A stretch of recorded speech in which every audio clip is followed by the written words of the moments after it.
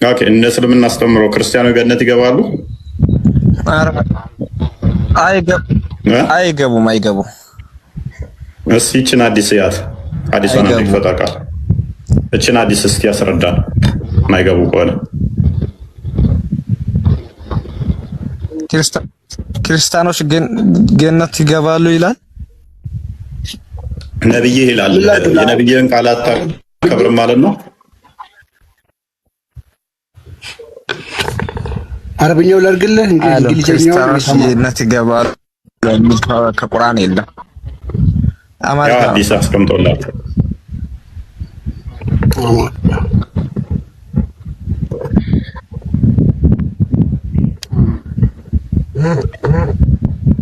ያው አንብበውሽ ቀጥል።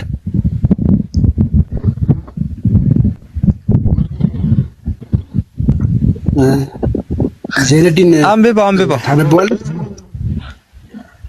ኦኬ ከአውፍ ኢብን ማሊክ ረዲየላሁ አንብበውና እንትን ኃይለ ቃሉ ነው ሳይ አልካ ከአውፍ ኢብን ማሊክ ረዲየላሁ እንደተወራ ያለ መልእክተኛ እንዲህ ብለዋል። አይሁዶች በ71 ቡድን ይከፈላሉ። ከእነርሱም አንዷ ገነት ሲሆን 70 ግን በእሳት ወይ ደግሞ ጀሃነም ውስጥ ናቸው አለ። ክርስቲያኖች በ72 ቡድን ይከፈላሉ። በስንት ቡድን? በ72። አይሁዶች በ71 ክርስቲያኖች ደግሞ በ72 ይከፈላሉ። ከእነርሱም 71ዱ ከእሳት ውስጥ ሲሆኑ አንዱ ጀነት ነው አለ። የመሐመድ ነፍስ በእጁ በሆነችው ጌታዬ እምላለሁ የመሐመድ ነፍስ በእጁ በሆነችው በጌታዬ እምላለሁ የእኔ ሕዝብ ኡማ በ73 ቡድን ይከፈላል። ከነሱም አንዱ በጀነት ሲሆን 72ቱ በእሳት ውስጥ ናቸው። ያላ መልእክተኛ ሆይ እነሱ በጀነት የሚገቡት እነማን ናቸው ተብለው ተጠየቁ። እርሳቸውም አልጀማህ ዋናው ስብስብ የአብዛኛው ሙስሊም አካል አሉ። ከኔ ጀማ ውስጥ ያለው ጀነት የሚገባው አብዛኛው የሙስሊም አካል ነው ብሎ መለሰ። አይሁድና ክርስቲያኖች አይሁዶች 71 ቦታ ተከፍለው አንዱ ይገባል። ክርስቲያኖች 72 ቦታ ተከፍለው አንዱ ይገባል። ሙስሊሞች 73 ቦታ ተከፍለው አንዱ ይገባል ይላል ሐዲስ።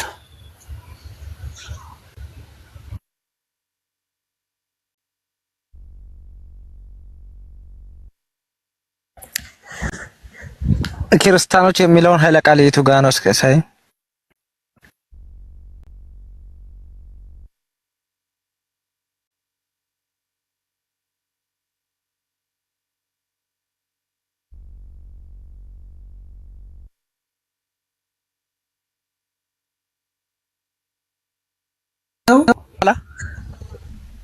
አይታየም እንዴ? በደንብ እኮ የሚታየው ክርስቲያኖች ታየበ። እሺ ይታያል። ክርስቲያኖች ይላል። እሺ ክርስቲያኖች ገነት ይገባሉ የሚለው የቱ ጋር ነው? ክርስቲያኖች ይላል። እሺ ቀጥሎ የቱ አለ ገነት የሚለው? ምናልባት እኔ ስላነበብኩት እንተንበው ክርስቲያኖች 72 ቡድኖች አይደለም ኃይለ ቃሉ ነው ሳይ ተከፈሉ። ከእነሱም አንዱ 71ዱ ወደ እሳት ውስጥ ሲሆን አንዱ በጀነት ነው ይላል።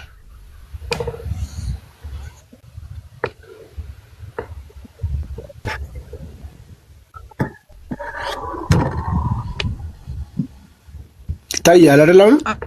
ይሄ እውቀቱ የለኝም ይቅርታ አድርግልኝና አሁን ክርስቲያኖች ጀነት ይገባሉ አይደለም? ለምሳሌ ክርስቲያኖች ገነት ይገባሉ የሚል የለም እዚህ ጋር። ለምሳሌ ከ72ቱም አንዱ ይሄ ምንድነው የሚለው? ጀነት ናቸው ማለት ምን ማለት ነው? ዘነዲን አንዱ እኮ ነው ከ72ቱ አንዱ ይላል። አንዱ ከ72ቱ አንዱ ይላል። ወይስ 72ቱ ክርስቲያኖች ናቸው አይደለ? ከ72ቱ ክፍልፍል አንደኛው ክፍል ጀነት ይገባል አይደለ? አይደል? እንደዛ ነው የሚለው አይደል?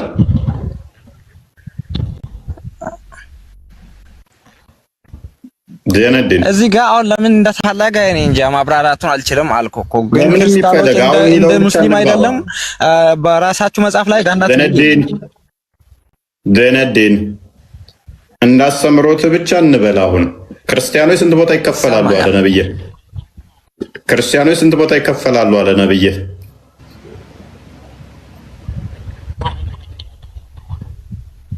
አይ ማብራራቱን አልችልም አልኩ እኮ ማብራራቱን አላውቅም። በማላውቀው ነገር ያውቃለሁ እላለሁ። ሐዲሱ ስንት ይላል? ክርስቲያኖች 72 ቦታ ይከፈላሉ ይላል አይደል?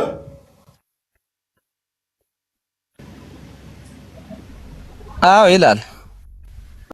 ከ72ቱ ደግሞ 71ዱ ጀሃነም ሲገቡ አንደኛው ጀነት ይገባል ይላል አይደለ? አዎ ይላል። እሺ ሙስሊሞች ደግሞ 73 ቦታ ይከፈላሉ ይላል አይደለ?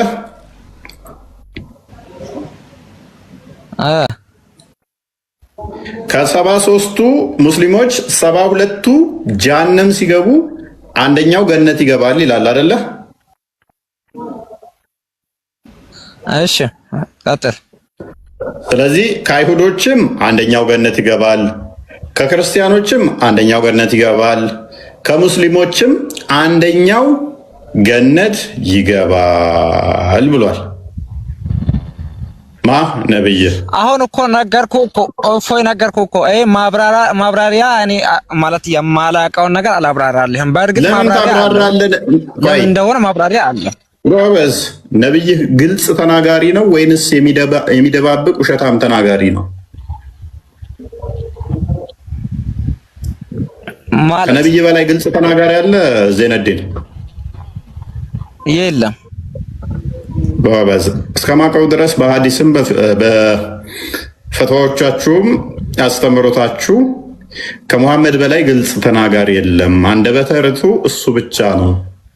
እሱ ግልጽ ብቻ ተናጋሪ ነው ተብሎ የሚታመነው አይደለ? የዓለም ሕዝብ ተደምሮ የሱን ያህል ግልጽ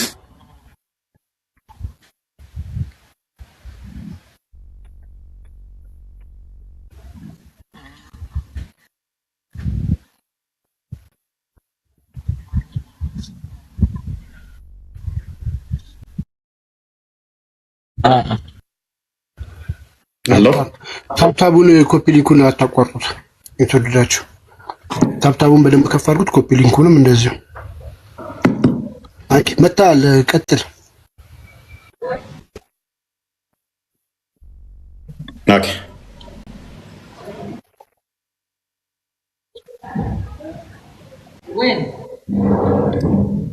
አላችሁ ይሰማል። እፎይ እኔ ልጠይቅ፣ እኔ በማላውቀው ነገር ተው።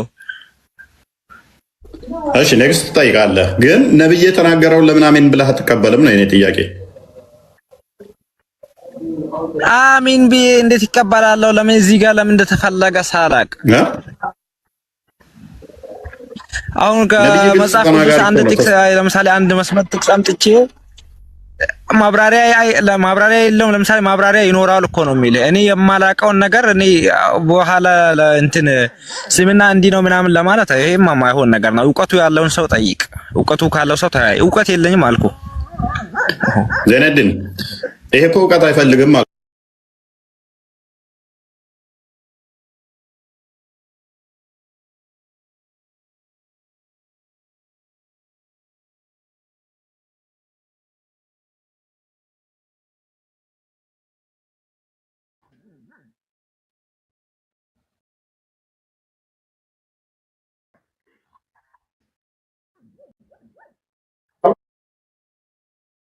ተቋርጬ ነበር እንዴ? አሁን ሊጋል አጋርጎ ነው ሆነ ብዬ ያ አስቀጥለው። እሺ ኦኬ። ይሄ እውቀት የሚፈልግ ነገር እኮ አይደለም እያለ ነው ዘይድዬ። እዚህ ጋር አንተ ግልጽ ነው። እንዴት አንድ ሰው ክርስቲያን ሆኖ ሃይማኖት እውቀት ማይፈልግ ነገር የለም። ግልጽ ነው። ነብይ ግልጽ ተናጋሪ ነው አይደል? መሐመድ ግልጽ ተናጋሪ ነው አይደል? ስለዚህ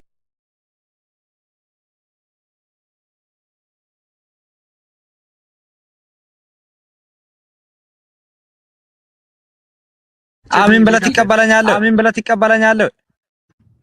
ለምን የሚፈለግ ይሄ ካለና ይሁን ገነት ይገባል ከእስላም እኮ ከተባልክ ኢቭን ከእስላም በተሻለ ሁኔታ ኦኬ። ምንድነው ይሄ? ምን ተፈልጎበት የምትለው ምንድነው? ልታብራራው የምትችለው? አንደኛ ነብይ ግልጽ ተናጋሪ ነው። በግልጽ ነው የተናገረው። ኢቭን አንተ ጥያቄ ነው መጠየቅ ያለብህ። እንዴት ክርስቲያን ሆኖ ሰው ጀነት የሚገባ ከሆነ ለምን ወደ እስልምና ይሄዳል? ለምን ወደ እስልምና ይጠራል? እንደውም የተሻለ ነገር ያለው ክርስትና ውስጥ ነው ማለት ነው። ሌላ ሰው እንቀይርና ማታቆሪ በቃ ጠብቅና ሌላ ሰው ደግሞ ይቀጥል። ላ ልጠይቅ ለምን ጥያቄ ትፈራላችሁ? እኔ ልጠይቅ እኔ በማላውቀው ነገር ያ እንትን እፎይን ልጠይቀው። ዘይነዲን እኛ ጥያቄ መጨረሻ ላይ ማን ነው የምንቀበለው? ቶፒክ መሀል ላይ ስለማናስገባ ነው። ታገሰን ትንሽ ትጠይቃለህ፣ ችግር የለም። አይ ቲንክ ሉሉ ወይ ደግሞ ዘይባ አንድ ጥያቄ ብቻ ነው የሚጠይቀው። ትጠይቃለህ መጨረሻ ላይ ኦርደር አለው። እዛ ነው መጨረሻ ላይ ዘይባ ቀጥል። ዘይባለሽ ቦስ አሁን ተመታል መሰለኝ። እስኪ ቼክ አድርገህ ኦኬ። ይሰማል? ያ ትሰማለህ አሁን? ኦኬ ነው። ኦኬ እንግዲህ መጽሐፍ የተሰጣቸው ክርስቲያኖችና አይሁዶች ከሆኑ እስልምና ያለ መጽሐፍ ነበር ወይ? ያለ መጽሐፍ አለ እያሉን ነው ወይ? ምን እያሉን ነው? የመጽሐፉ ባለቤቶች አይሁዶችና ክርስቲያኖች ከሆኑ የመጽሐፉ ባለቤቶች እነሱ ከሆኑ ከእስልምና በፊትም እነሱ ነበሩ ብሎ መሐመድ ካለ እስልምና በኋላ የመጣ ነው ካለ በመጀመሪያ ላይ የተሰጣቸው እነሱ ናቸው ካለ ከነሱም ክፍል ደግሞ ክርስቲያኖችና አይሁዶች ገነት የሚገቡ አሉ ልክ ከኛም የሚገቡ እንዳሉት ካለ ስለዚህ ምንድን ያደረገው መሐመድ ኦርደር ነበር የመሰለው። በመጀመሪያ አይሁድ የሚባል ስያሜ፣ ከዛ ክርስቲያን፣ ከዛ እስልምና እንደዛ ብሎ ነው በሶስት ከፍሎት የመጣው ማለት ነው። ፓርቲሽን ሰጥቶት ከፋፍሎት መጣ። ዝገቱ ፓርት ደግሞ ምንድነው? ቅድም ባየነው ላይ ይከፈላሉ ያለባቸው ከእስራኤል ከወጡ ከግብፅ ከወጡ በኋላ ነው። እውቀት ከመጣላቸው በኋላ ነው ልዩነት የመጣው ይላል። ኦኬ እንደ ኢትዮጵያኖቹ ሙፈሲሮች ከሆነ ቁርአን ከመጣ በኋላ ነው ልዩነት የመጣው በእስራኤሎች መሀል። እንዲያ ከሆነ ቁርአን ከመጣ በኋላ ከሆነ ልዩነት ያለው አስቀድሞ የነበሩ እስራኤሎች አንድ ከሆኑ ወይን ኢየሱስ ተሰቅሏል ነው ያሉት ወይን አልተሰቀለም ነው ያሉት ማለት ነው። እስከማድረስ እስከ መሐመድ ቁርአን እስኪመጣ ድረስ እውቀት እስከመጣ ቁርአን እስከመጣ ድረስ እስራኤሎች አንድ ናቸው ከተባለ ልዩነት የለባቸውም ከተባለ በአንድ ድምፅ ኢየሱስ ተሰቅሏል ብለው ያምናሉ፣ ወይንም ደግሞ በአንድ ድምፅ ኢየሱስ አልተሰቀለም ብለው ያምናሉ። ቁርአን መጣና ምን አደረጋቸው? አወዛገበና እንዲለያዩ ያደረገ ማለት ነው። ስለዚህ ተጠያቂ አላህ ይሆናል ማለት ነው። እንደዛ ከሆነ ደግሞ ምንም እንኳን የታሪክ ስህተት ቢሆንም ይሄ ግጭት መልሶ ከራሱ ጋር ቢሆንም እስቲል ሱራ 10:93 ቼክ አድርገው ድገምና እነሱ እንዳሉን ቁርአን እስከመጣ ድረስ አንድ ከነበሩ ቁርአን መጥቶ እንዲለያዩ አድርጓቸዋል ማለት ነው። ሶፋር እስከምናውቀው ተሰቅሏል ብለው ያምናሉ። ቁርአን መጣና አልተሰቀለም ብሎ ክፍልፍል እንዲከፋፈል ሰው ያደረገ ማለት ነው። ይሰማል? ያ አንብበው። እኔ ጋ የቀደሙ ቆይ አንዴ ካሜራህን ልዝጋብና እንደገና ክፈተው። ወይንም ኦኬ እንደገና ክፈተው። እኔ ጋ የቀደሙ ስታክ አድርገው የሚታየኝ ኦኬ። አሁንስ መጣልህ? አልመጣልኝም። ቀጥሎ አንብበው። አይታየኝም ለኔ ወይ ወርጄ ልግባልኝ? አይ ችግር የለም። የኔ ራሴ ችግር ነው። ፖዞኝ እመለሳለሁ። አንተ አንብበው። ጥሩ። የእስራኤል ልጆች ሱራ 10:93 ላይ ያነበብኩ ያለሁት የእስራኤል ልጆች ምስጉን ስፍራ በእርግጥ አሰፈርናቸው ከመልካም ሲሳዮችም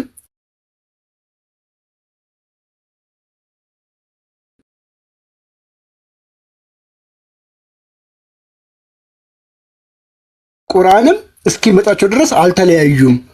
ምክንያቱም 72 73 ሴክቶች ላይ አልገቡም ነበር። ምን እስኪመጣ እውቀትና ቁርአን እስኪመጣ ድረስ ጌታ በእርሱ ላይ ይለያዩበት በነበረው ነገር በትንሣኤ ቀን በመካከላቸው ይፈርዳል ይላል። ኦኬ ካልተለያዩ ቁርአን እስኪመጣ ድረስ አንድ ከሆኑ ቁርአን መጥቶ እንዲለያዩ ምክንያት ሆነ ማለት ነው። ቁርአን መጥቶ እንዲለያዩ ምክንያት ሆነ ማለት ነው። እንደዛ ከሆነ አንድ ነበሩ የእስራኤል ልጆች ምስጉኑን ስፍራ በእርግጥ አሰፈርናቸው፣ ከመልካም ሲሶም ሰጠናቸው። እውቀት ወይንም ቁርአን እስከመጣ ድረስ አልተለያዩም፣ ልዩነት የላቸውም፣ አንድ ነበሩ። ጌታ በእርሱ ይለያዩበት በነበሩት ነገር በትንሣኤ ቀን በመካከላቸው ይፈርዳል። ለምንድን ነው ቁርአን መጥቶ እንዲለያዩና እንዲፈረድባቸው ያደረገው? ይሄ እኮ ጤናማ አይደለም። አንድ ከነበሩ ልዩነት ከሌላቸው እውቀት መምጣት ለምን አስፈለገው? ያላ እውቀት ተብሎ የመጣው ቁርአን ሰዎችን የሚለያይ የሚከፋፍል ከሆነ ምንድን ነው የሚጠቅመው ለምእመኑ? አድመኝነት፣ መለያየት እነኚህ የሰይጣን ስራ ናቸው ይላል መጽሐፍ ቅዱስ። አስቀድሞ አንድ ከነበሩ ለምን እንዲለያዩ ያደረጋቸው? ዜነዲን እንደመልሰው ነው አይደለም። ከማን ጋር ነው የሚታወራው? ቃል ስጋ ሆነ ሙስሊም ነው እንዴ? እርስ በርሳቸው ነው እንዴ የሚመልስ ሰው እኮ የለም። እኔ ልጠይቅ እስከዛ ለምንድን ነው እሱ አላህ እንደዚህ እንዲለያዩ ያደረጋቸው?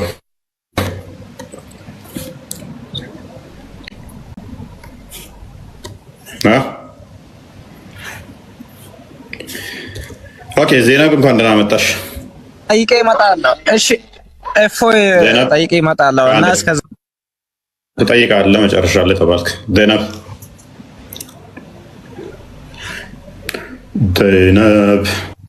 በመሀል ታብታቡን ለማስታወስ ያህል ታብታቡን እንዳዘነጉ ታብታብ ኮፒ ሊክ ሼር አድርጉት። ሪፖስት ያላደረጋችሁ ሪፖስት አድርጉት።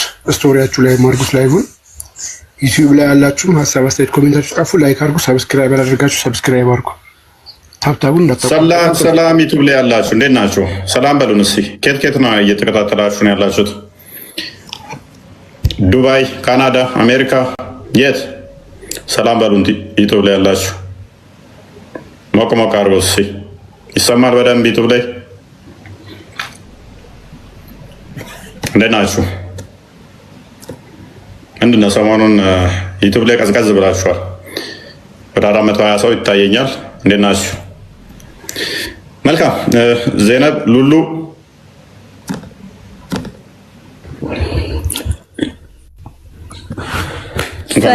ሉሉ እንኳን ደህና ቆያችሁ። ይመስገነው። ይህን ክፍል እንዴት ትረጂዋለሽ? እያዳመጥኳችሁ ነው። ጥያቄ የለኝ። ምትይው የለሽም እዚህ ላይ? አዎ። እሺ ሙቭ። ነገራችን ላይ ይሄ ሲምፕል ፖይንት ነው። ሲምፕል ፖይንት ነው። እዚህ ጋር አሁን ቁርአን እስኪመጣ ድረስ አልተለያዩም ከተባለ ቁርአን መጥቶ ሊለያያቸው ከተባለ ለምን ይለያያል? በጣም አደገኛ ጥያቄ ነው። በነገራችን ላይ ሉሉ ይህንን ክፍል እንዴት ማለት ስታየው ራሱን ጥያቄ አይፈጥርም? ሉሉ የሆነ ነገር ብትይ ደስ ይለናል ከቻልሽ።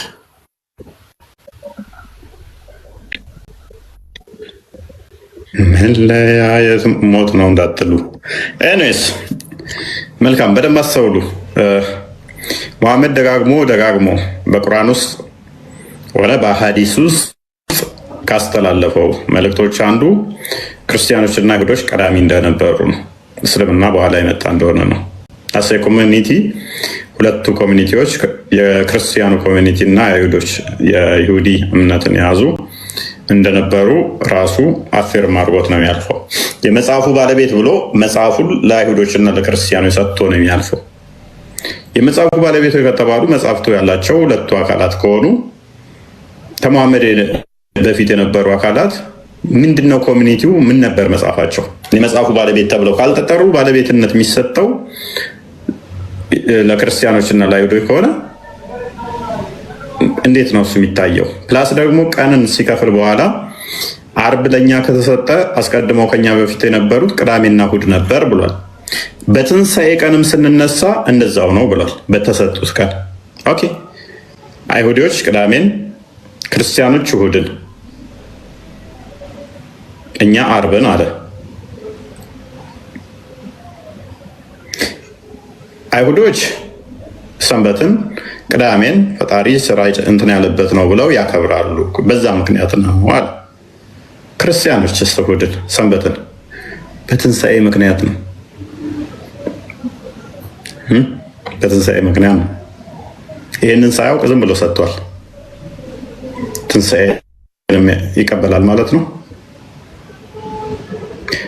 በቂያማ ከሚነሱትም እንደዛው ነው የምንነሳው ስላለ ሙስሊሞቹ ከሙሐመድ በኋላ የመጡት አርብን ስለሰገዱ አርብን ስለሚያውቁ አርብ ይነሳሉ። ከሱ በፊት የነበሩት ግን ክርስቲያኖችና አይሁዶች ናቸው። ቅዳሜና እሁድ ነው የሚነሱት። ሙስሊሞቹ ከሙሐመድ በኋላ ያሉት አርብን ስለሆነ ጁማን ሰላት ስለሚሰግዱ አርብን ሲነሱ፣ ከሙሐመድ በፊት ሙስሊም ስለሌለ ቅዳሜና እሁድ ነው የሚነሱት። ቢኖሩ ኖሮ ከዛ በፊት ስላሉትም ይናገር ነበር። ስለሌሉ ነው። ቢኖሩ ኖሮ ከመቃብር ገና ሲነሱ የሚቀሰቅሳቸው ቁርአን እኔ ባልደረባችሁ ቁርአን ነኝ ተነሱ ብሎ የሚጠራቸው ቁርአን ነው። ቁርአን ደግሞ ከመሐመድ በፊት አልተሰጠም። አሌስ ተውራት፣ ዘቡር፣ ኢንጅል መጥቶ እንደ ቁርአን ከመቃብር ይቀሰቅሳል ይጠራቸዋል እስካላሉ ድረስ እንደዛ የሚል ማስረጃ ደግሞ ሽታውም የለም።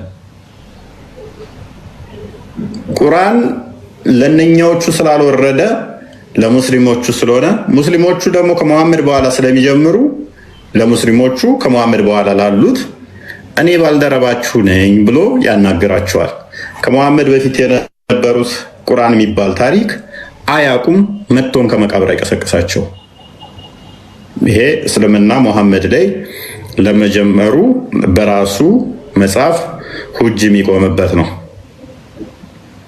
ኦኬ ሙቭ ካሊድ እንኳን አላመጣ ካሊድ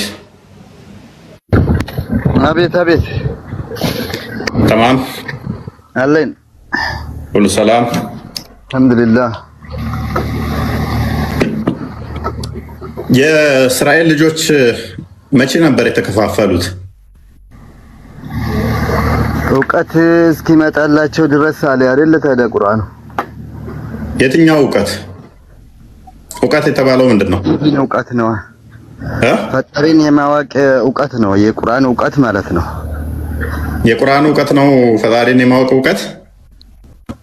አዎ ኦኬ። ስለዚህ ቁርአን እስኪመጣ ድረስ አልተለያዩም ነበር ማለት ነው። አልተለያዩም። ክፍሉ ግን እየተናገረ ያለው ስለ ካዲያን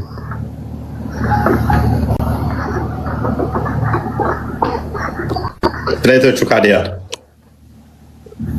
ከአይሁድም ከክርስቲያንም እውቀቱ እስከሚመጣ ግን ካዲ የሚባል ነበር። እውቀቱ እስኪመጣ ምን ነበሩ? አዎ ካዲ የሚባል ነበረ።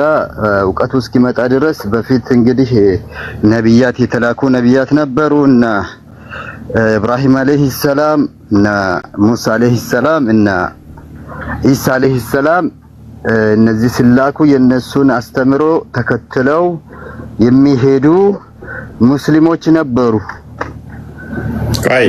እውቀቱ እስኪመጣ ድረስ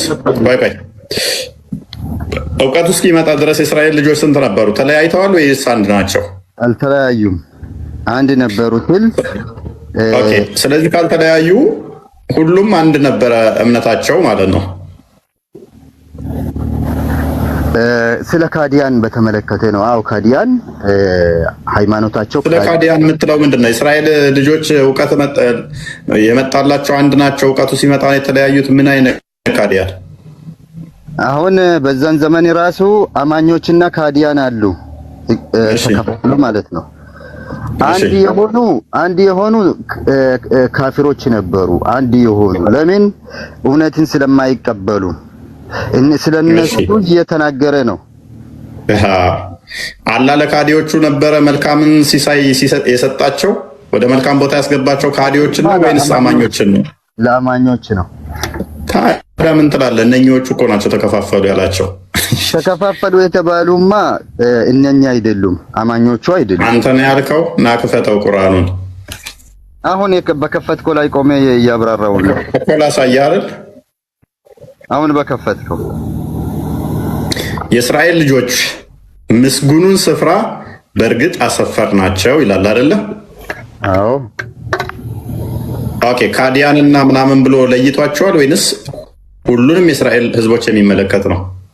ከእስራኤል ልጆች ከዛም በፊት አሁን እዚህ ላይ ሲናገር የእስራኤል ልጆች ብሎ ጀነራሊ ጠርቷቸዋል። ችግር የለም። ነገር ግን ከእስራኤል ልጆች ውስጥ ቆይ ስለዚህ እነኚህ ጀነራል የሆኑ ሁሉንም የእስራኤል ልጆችን ነው አይደለ? ከግብጽ የወጡትን። አዎ መልካም። ከመልካም ሲሳዮችም ሰጠናቸው አለ። ከመልካም ሲሳዮችም ለነኚህ ሰጣቸው። ለይቶ አይደለም ለሁሉም ነው አይደለ? አዎ። እውቀትም ወይንም ቁርአን እስኪመጣላቸው ድረስ አልተለያዩም አለ። እነማንን ነው? አልተለያዩም። አዎ። ስለ እነማን ነው እያወራ ያለው? ስለ ካዲያን ካዲያን ነው የሚለው እስራኤል ልጆች። አዎ ከእስራኤል ልጆች ውስጥ የከፈሩ አሉ፣ ካፊሮች ነበሩ። ውስጥ አትበላ ብራዘር። ስለዚህ ልዩነቱ መክፈሩ የመጣው ምን ከተሰጣቸው በኋላ ነው? እውቀቱ ከተሰጣቸው በኋላ። አዎ ስለዚህ እውቀቱ ከተሰጣቸው በኋላ ከሆነ የከፈሩት፣ እውቀቱ ከመሰጠቱ በፊት ግን ልዩነት የላቸውም ነው። ኖ የከፈሩት አላለም እኮ። አንተን የከፈሩት ስትል የአንተን አንደበት ነው የተጠቀምኩት እንደማይል አውቃለሁ። የአንተን አንደበት ተጠቅሜ ያለው ምክንያቱም የከፈሩት ለራስ ስላልክ ማለት ነው። ኖ እኔም እኮ የከፈሩት እውቀቱ ከመጣላቸው በኋላ አላልኩም እኮ። በፊትም ኦኬ ምን እና አንብበው። እሺ እውቀቱ ከመምጣቱ በፊት ልዩነት አላቸው ነው የሚለው የላቸውም ነው የሚለው? ከመምጣቱ በፊት አንድ ናቸው ብለዋል እኮ። ፔሬድ እነዛ ምንድን ናቸው? አንድ የሆኑ ካዲያን ነበሩ። ኦኬ ፕሩቭ አድርገው። ምክንያቱም ስለ እስራኤል ልጆች እንጂ የሚያወራው ስለ ካዲያን አይደለም። ካዲያንን አይደለም ወደ ተቀደሰችው ቦታ ያስገባቸው። ሲሳዮችን የሰጠው ካዲያንን አይደለም። ወንድም ካሊድ ካዲያንን ይላል። ስለ እስራኤል ልጆች ነው የሚያወራው። ከነዛ ውስጥ እኮ ያህዩ አለዚነ ከፈሩ እነለዚነ ከፈሩ ብሎ የሚጠራቸው ሌላ ግጭት ነው የሚያነብህ። እስከዚህ ድረስ ግን ልዩነት የላቸውም ነው የሚለው ቁርአን ነው። አሁን እስከዚህም ድረስ ራሱ ካዲያን ነበሩ። ሙሴን የካዱ አሉ። ኢሳ አለይሂ ሰላም እሱ ሌላ ግጭት ነው የሚያነብህ። ይህንን አሁን አቃና ይህንን ሞግት ቆይ ይህ ሞግት ምን ሚለውን መጽሐፉ እስከሚመጣ ድረስ ልዩነት የላቸውም አንድ ናቸው ብሏል። ስለዚህ እዚህ ላይ ቆመና ሞግት። ኦኬ እዚህ ላይ ቆሜ ሲሞግት ራሱ ምንድነው? ለሙሴ አማኞችና ካዲያን አሉ። ለአብርሃም አማኞችና ካዲያን ነበሩ። ለኢሳ አለይሂ ሰላም አማኞችና ካዲያን ነበሩ። የታል እንደዛ የሚለው? አላህ የታል እንደዛ የሚለው ክፍሉ ላይ? ክፍሉን ለማውጣት ትንሽ በመጀመሪያ ደረጃ አዳምጥ ካሊድ። ለሙሳ ለመካድም ሙሳ በኋላ ነው መጽሐፉ የሚመጣለት እውቀቱ ራሱ። በኢሳም ለመካድም እነኚህ አስቀድሞ ገና ከግብፅ እየወጡ ነው። ስለዚህ የጠቀስከው ሙሳ እና ኢሳ አርጉመንቱ ለእነሱ አይሰራም። የኢብራሂም ጉዳይ ከሆነ እንመጣበታለን። ይሄንኛው ቁርአን ነው ስለፈሰርከው ህዝቦች እንዳሉ ታውቃለህ አይደል? ኢሳ አለይሂ ሰላምን ሲያሳድዱ የነበሩ ሰዎች እንደነበሩ ታውቃለህ። እሱማ የኛ አርጉመንት እኮ ነው ካሊድ። ያልገባ ነገር አለ። የእኛን ጥያቄ እየጠየከን ነው መልሰህ። ቁርአን ችግር አለበት እያልን እኮ አርጊው እያደረግን ነው። እኛ ችግር የለበት አንድ ነው እንጂ ችግር ያለበት ይመስል አልተረዳ። ፕሊስ አዳምጡ። የእስራኤል ልጆች ምስጉኑን ስፍራ በእርግጥ አስገባናቸው አለ። ሁሉንም እስራኤል ልጆች ነው ወይ የሚመለከተው ወይ የሚገባ? ተስማምተናል እዚህ ጋር አይደለ? ተረጋጋና መልስልኝ። ማይክን አንሳውና ሚዩት ነው። ፖዝ የሆናችሁ ተመለሱ። ቀጥል ካሊድ ማይክን አንሳው። እነዛ ያልተለያዩ እነማን ናቸው? ፕሊስ የጠየኩን ብቻ መልስ። የእስራኤል ልጆችን ያስገባቸው ግማሾቹን ነው ወይንስ ሁሉንም ነው ያስገባቸው? በስም ደረጃ ነው ያካተታቸው። ምክንያቱም ስም ስለሚያካትታቸው ጀረና ማለት የምን ስም ያ በኒ እስራኤል ስም ሙስሊም፣ ክርስቲያን፣ አይሁድ፣ ነስራኒያ ምናምን ብሎ አከፋፍሎት አይደለም። ኮን የምትከፋፈለ እኮ አላልኩም። ሲገቡ እኮ አንድ ናቸው፣ አልተከፋፈሉም ይላል ቁርአን እኮ። መከፋፈላቸው እኮ ቁርአኑ እኮ ያውቃል፣ እሱን ያውቃል። ሜንሽን ያደረገው ካፊሮች መሆኑን የምታውቀው ለኢሳ አለይሂ ሰላም የታዘዙት አሉ። እሱ የኛ ጥያቄ ነው። ፕሊስ ካሊድ አይምታታብ ፕሊስ።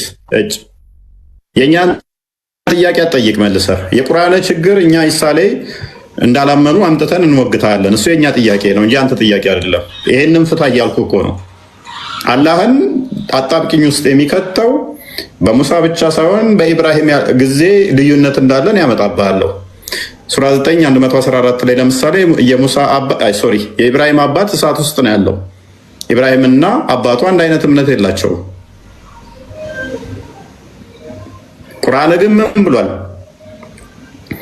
ከግብፅ እስከሚወጡ ድረስ በእስራኤሎች ዘንድ ልዩነት የለም ብሏል። አንድ ነው ብሏል። በመካከላቸው ምንም ልዩነት የለም። ምንም ልዩነት ከሌለ መቼ ነው ልዩነት የመጣው? እውቀት ሲመጣ ነው ልዩነት የመጣው። እውቀቱን ደግሞ ማን ነው ብለው ፈሰሩት? ቁርአን ሲመጣ። ቁርአን እስከመጣ ድረስ አልተለያዩም፣ አንድ ናቸው ነው። ምን እስኪመጣ ድረስ አልካድኩም። እኔ መቼ ካድኩኝ? ክጅ ያለው እንዴ? አልካድኩም እኮ ቁርአን እስኪመጣ ድረስ አንድ ነበሩ። ፕሊዝ ቁርአን እስኪመጣ ድረስ አንድ ነበሩ። የእስራኤል ልጆች የተለያዩ ናቸው? አንድ ናቸው? አንድ ናቸው። ነገር ግን አሁን ቆይ ስለዚህ የእስራኤል ልጆች ቁርአን እስኪመጣ ድረስ አንድ ከሆኑ የተለያየ እምነት ከሌላቸው ቁርአን ሲመጣ ነው የተለያዩት ማለት ነው። እውቀት ሲመጣላቸው ቁርአን ሲመጣላቸው ተለያዩ። ማናማ ካፊሮችና ሙስሊም ብለው ተለያይቷል፣ አማኞችና ካዲያን። ነገር ግን ቁርአኑ ደግሞ እየተናገረ ያለው ስለነዛ ስለ ካዲያን ገባ፣ ስለነዛ ስለ ካዲያን እንጂ ስለ አማኞች አይደለም። ምንድነው የምታወራው ወንድማችን? ማለት በስራ ሰምተኛል። ግን እኔ ሰምቻለሁ። ሲጀመር ቆይ ቁርአንና እንትን ብለው ተለያዩ አይደለም። ልዩነቱ ራሱ ማን ዘንድ ነው? አይሁዶቹ ዘንድ ክርስቲያኖች እስራኤሎችን የሚመለከት ነው። ክፋዩ ቁርአን እስከመጣ ድረስ ወይንም ደግሞ እውቀቱ እስከመጣ ድረስ አልተለያዩ። እስራኤሎች ምን እስኪሆን ድረስ?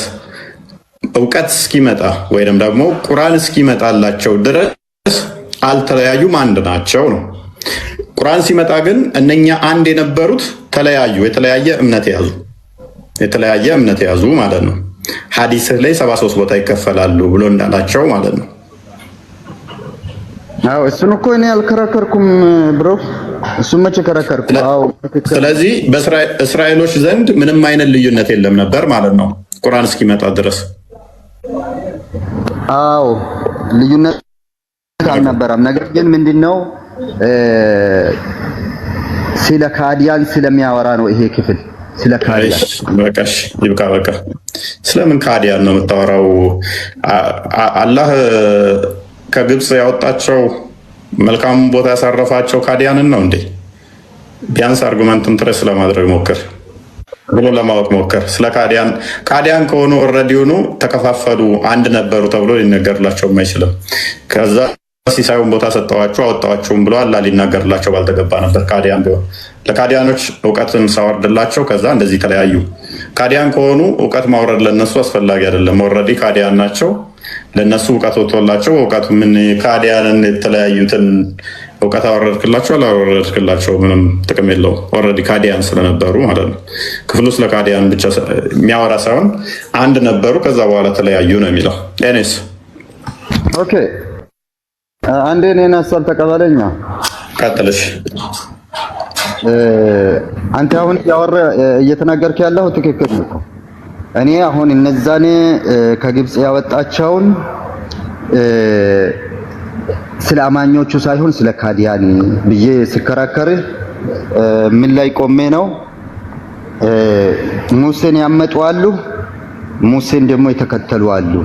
ስላመጡ ነው። ለነዛ ደግሞ ምንድነው የተሰጣቸው? ቁርአን እውቀት ተሰጣቸው። እንደገና ደግሞ ወደ እስልምና ተመለሱ። ሌሎች በዛው ቀሩ ነው። እኔ እንደዚህ ነው የምረዳው። ጨርሻለሁ። አንተ እኮ የምትለው እኮ ይገባኛል እኮ እሱ የኛ ጥያቄ እንጂ አንተ ጥያቄ አልነበረም ወንድማችን። እሱ የኛ ጥያቄ ነው። እንደዚህ ነው የሚያው እንደዛ ካለው አዳም ፕሊዝ ቀደም አልኩ እኮ ኢብራሂም ራሱ ከአባቱ ጋር ይለያያል። ይሄ የኛ ጥያቄ ነው የሚሆነው።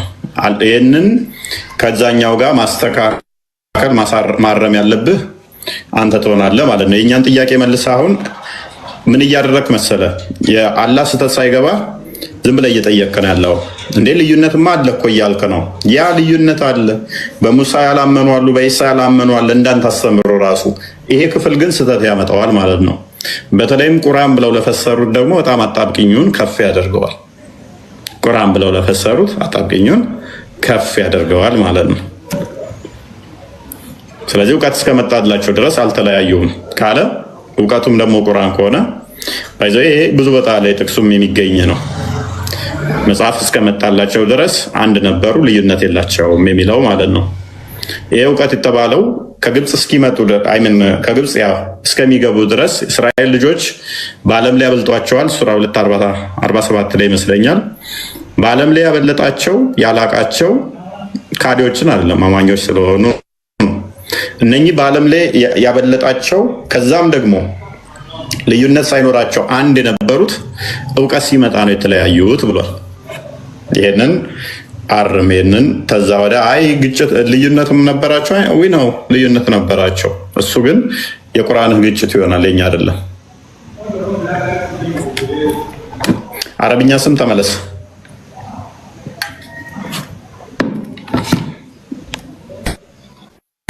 እኔ ጥያቄ ማውረድ እችላለሁ? ትንሽ ቆየት ትበልና ትጠይቃለህ። ሊዛም እየሰማው ነው። ተናገሩት። ኦኬ ቀጥይስ። እንደ እስልምና አስተምሮ ክርስቲያኖች ገነት መግባት ይችላሉ? እውቀት የለኝም እኔ። አይ ቲንክ ሴት ነች ግን ወይስ የህፃን ልጅ ድምጽ መሰለኝ። ቼክ አድርጎ እስኪ። አይ ዶንት ኖ ሴት ወይንስ የህፃን ልጅ ድምጽ? ትምህርታችሁን እየሰማው ነው እንጂ የመመለስ እውቀትም የለኝም። የሴት ድምጽ መሰለኝ። ሴት አይደል? ሴት ነሽ? አዎ ነኝ። ድምጽሽ የትንሽ ልጅ ወንድ መስሎ ነው። ይቅርታ። ሴት ነኝ። እየሰማዋችሁ ነው። ኦኬ ሀቢብና እንትና የምትሉት አለ እዚህ ላይ ናታ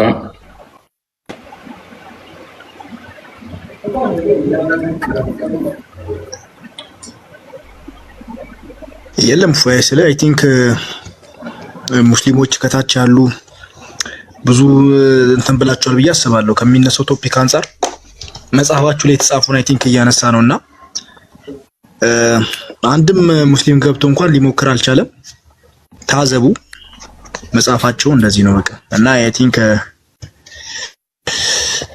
እስቲ አህመድ ገብታል። አይ ቲንክ እሱም እስቲ ለሚመልስ ከሆነ አላውቅም፣ ግን እስካሁን እየታዘብን ነው።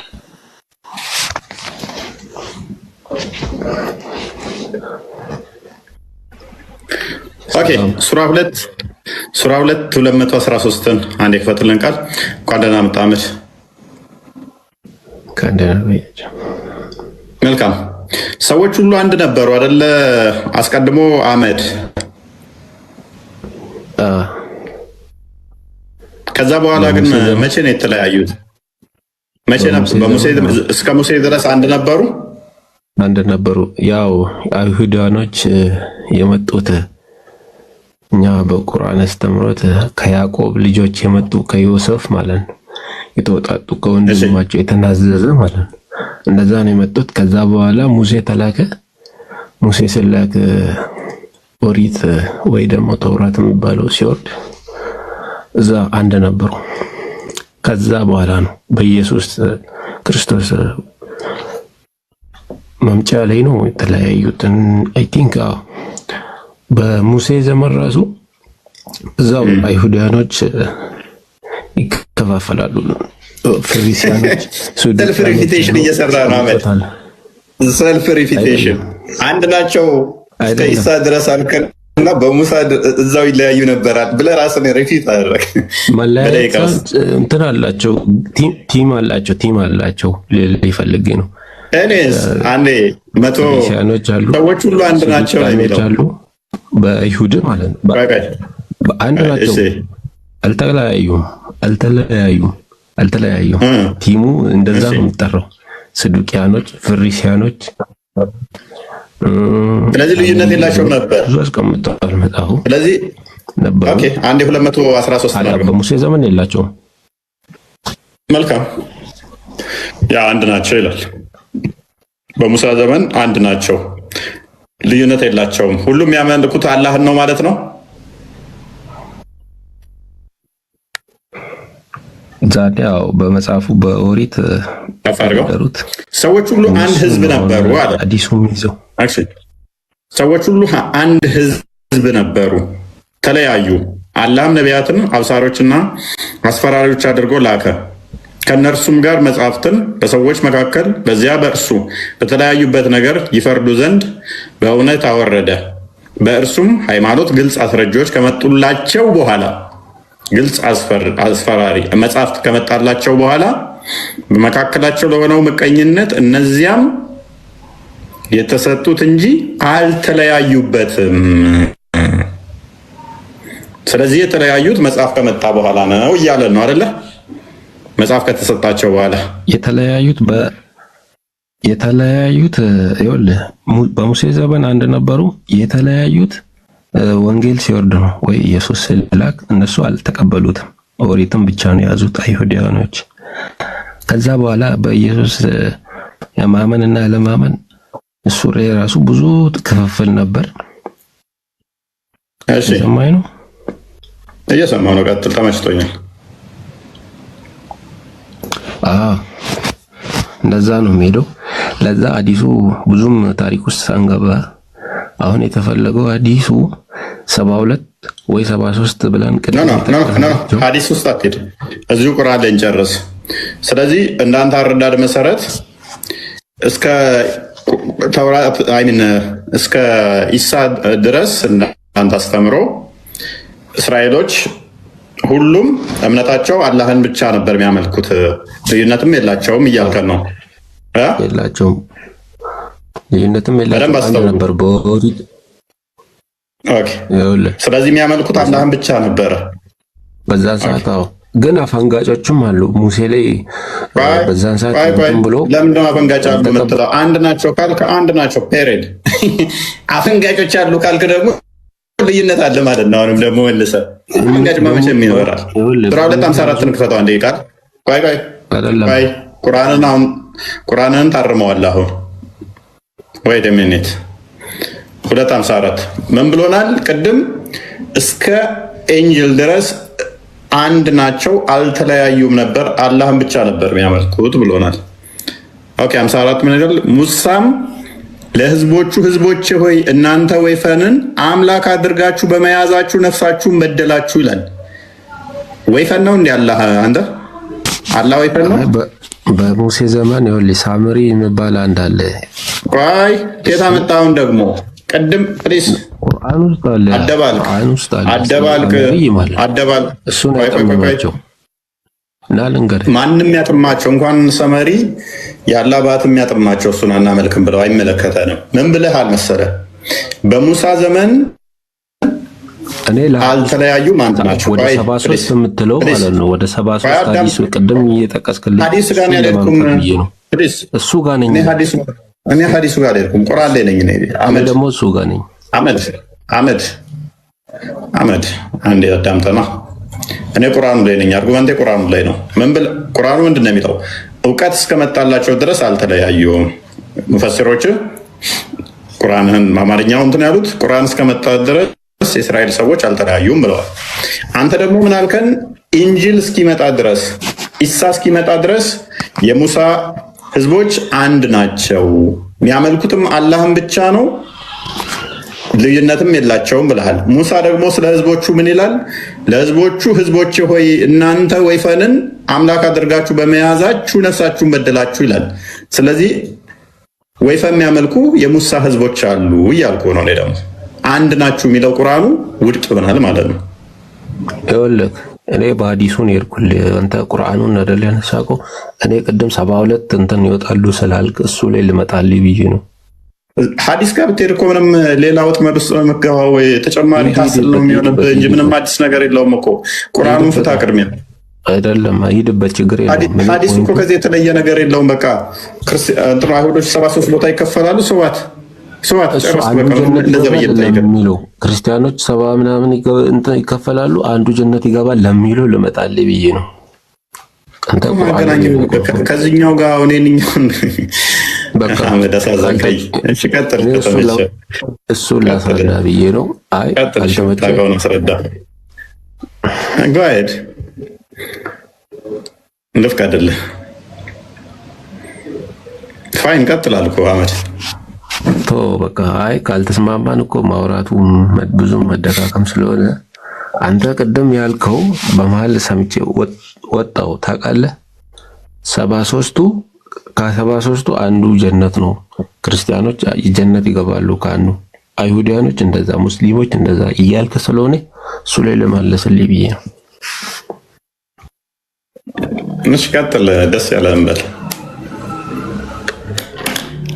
ጀቶ መቀበልና ነቄሽ ያራዳ ልጅ ፋይን ተግባብተናል።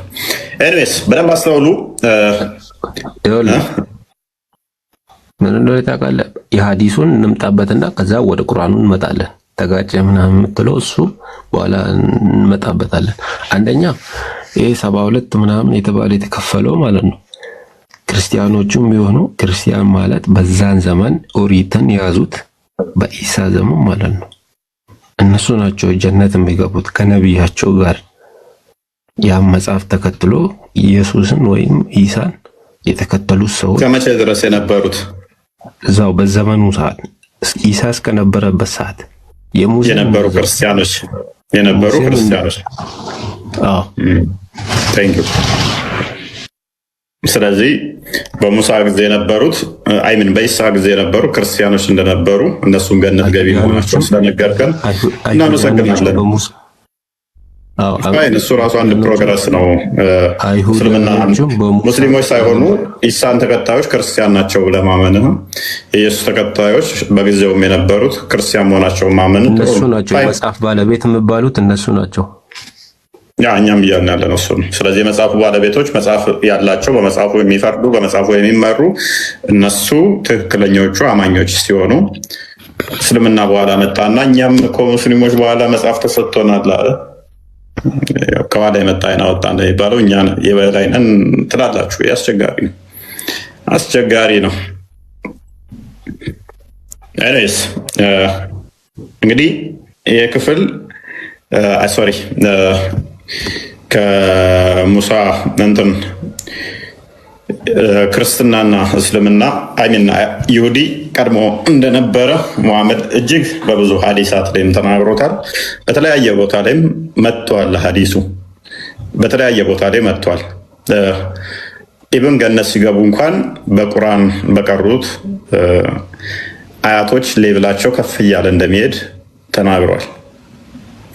ሙስሊም ሁሉ እኩል ከሆነ ደግሞ ነቢያቶች ሁሉ ሙስሊም ከሆኑ ደግሞ ቁርአንን አልቀሩም። በዚህ ምክንያት ሊበላለጡ ማለት ነው። ምክንያቱም በቁርአን ከሆነ የገነት ሌብል ከፍ የሚለው የቀደሙትንም ይመለከታል ከተባለ ይሄንን ቁርአን እነሱ ስላላነበቡ በዚህ ቁርአንም ስላልተመሩ ሌብላቸው ከፍ አይልም ማለት ነው። አይ ቲንክ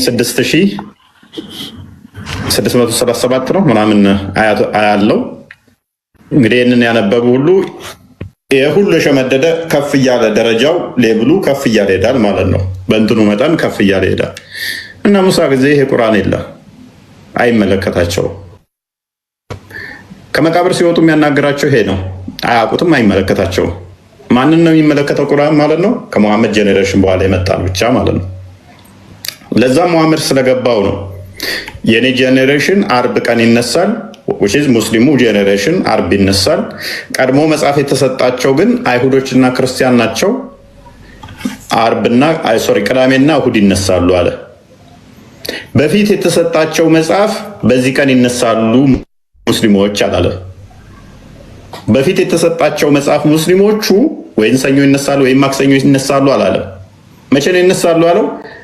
ቅዳሜ አይሁዶች፣ እሁድ ክርስቲያኖች ይነሳሉ። አርብ ደግሞ የኛ ቁርአን የተሰጠን የቁርአን ባለቤቶች እንነሳለን። ቁርአን ደግሞ ለቀደምቶቹ አልተሰጠም፣ አይመለከታቸውም። እስልምና አያውቃቸውም። ሆድና ጀርባ ናቸው፣ ተቃራኒ ናቸው። ተቃራኒ አንተ ልትል ትችላለህ እና እንደዛ ሳይሆን አገነዛዘቡ ማለት ነው። በእነሱ ሸሪያ የሚተዳደሩበት ሸሪያ የሙሴም ሕግ የዳዊትም ሕግ የኢየሱስም ወይ የኢሳም ሕግጋቶቹ ይለያያሉ። በየዘመኑ ይሻራል። አንዱ አሁን ለምሳሌ በኢየሱስ ክርስቶስ ዘመን ኦሪት አይተገበረም፣ በወንጌል ነው የሚተዳደሩት። ያሽሮታል። ልክ እንደዛው 4-3 ማን ያለው እየሻረ ነው የሚመጣው። ያን ነው የሚቀበሉት። አሁን ነብይ ነው የሚቀበሉት አይደለም። አንድ ጥቅስ አስተኝም እንደዛ የሚመጣው በየዘመኑ እየተሻሻረ ነው የሚመጣው። ማን ያለው እንደዛ እኮ ማን ያለው እንደዛ ማለት አንድ ነብይ መላኩ እየተሻሻረ ነው የሚመጣው አልከው አለ። አልተረዳከውም። እስልምና እኮ ለዚህ ነው ብዙ አጉልተም ማየት ይፈልጋል።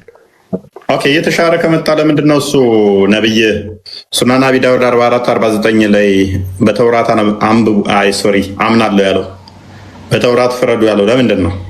በተሻረ መጽሐፍ ያምን ነበር፣ በተሻረ መጽሐፍ ይፈርድ ነበር እያልከኝ ነው? ነብይ አይደለም በኢሳ ጊዜ በነብይ ጊዜ መፍረድና መተዳደር ይለያያል።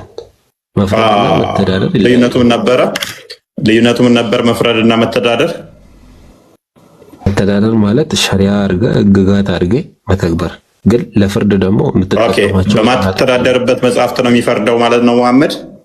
ያ ኦሪትና ያ መዝሙር ዳዊት ራሱ መተዳደሪያ በማይሆን ነገር ግን ይፈርድ ነበር ነብይ አይደለ?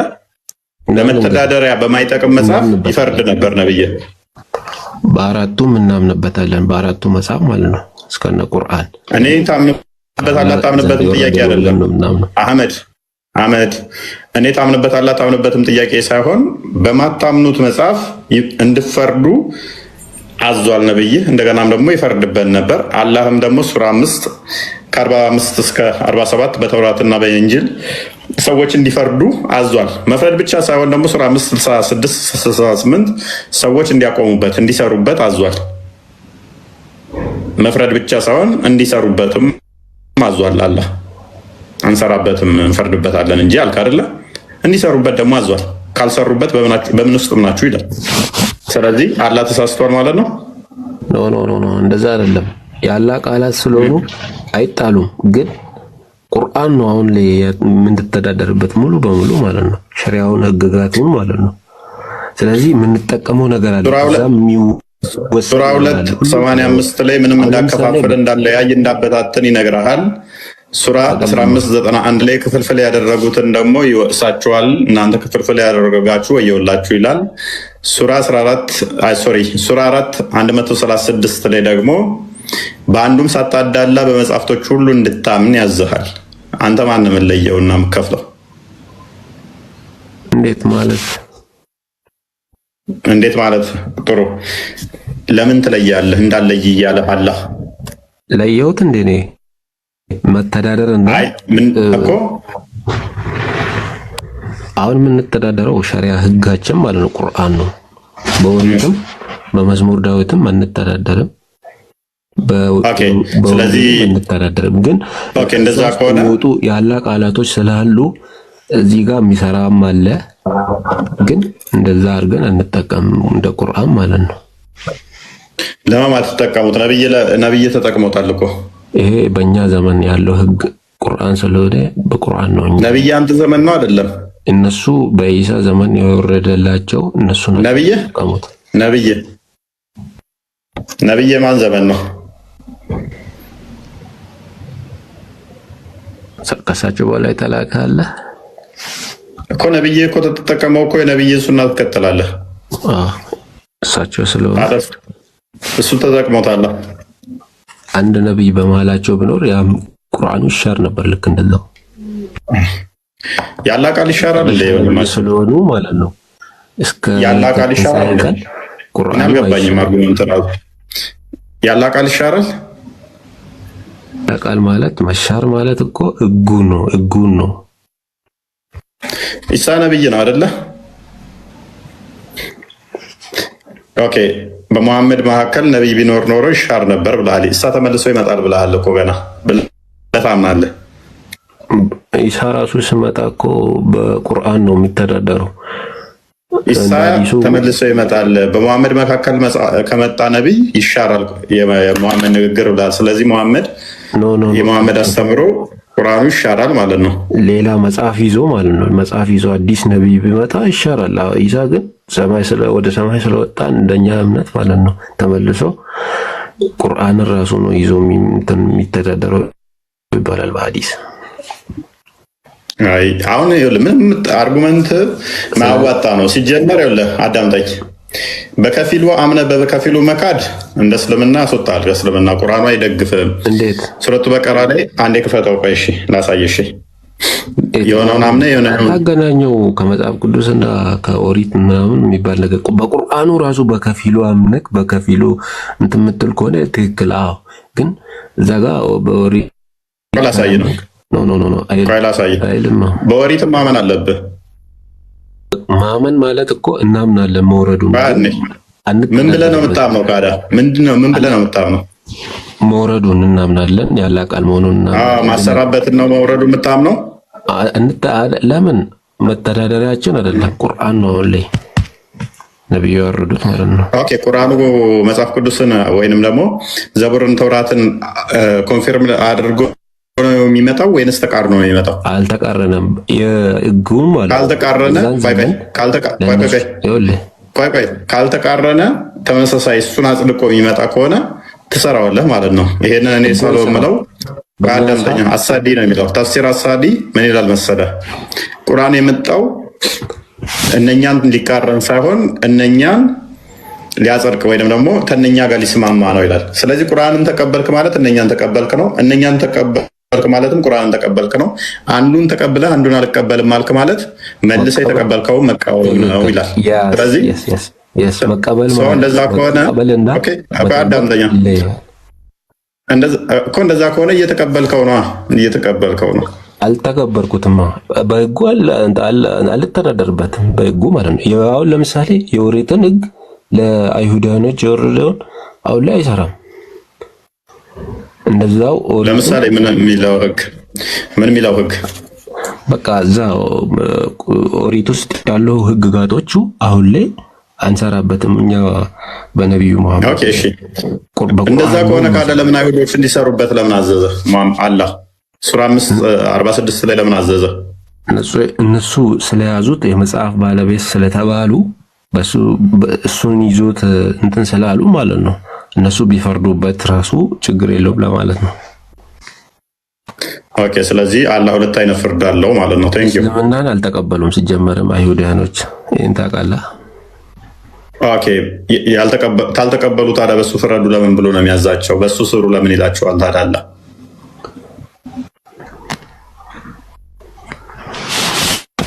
መጽሐፍስ ለምን ሰጥቷቸው የመጽሐፍ ባለቤት ለምን ይላቸዋል? እስቲ አሁን አሳየኝ እስቲ። ይሄ በነቢ መሐመድ ዘመን ነው የተወራው ወይስ በሙሴ ዘመን ወይስ በኢሳ ዘመን የተባለውን ነው አንተ ቁርአኑን ያመጣከው? እስቲ አያውን ክፈትልኝ። ምንም ይላው አሁን ያልከው ማለት ነው ፈረዱበት ሚለው። ኦኬ ክፈትለት 5:45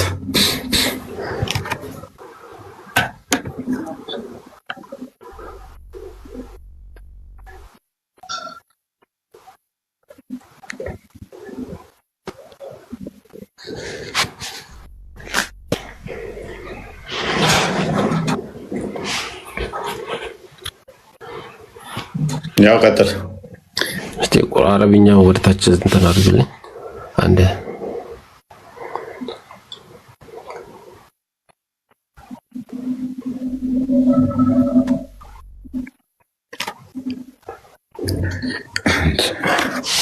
ኦኬ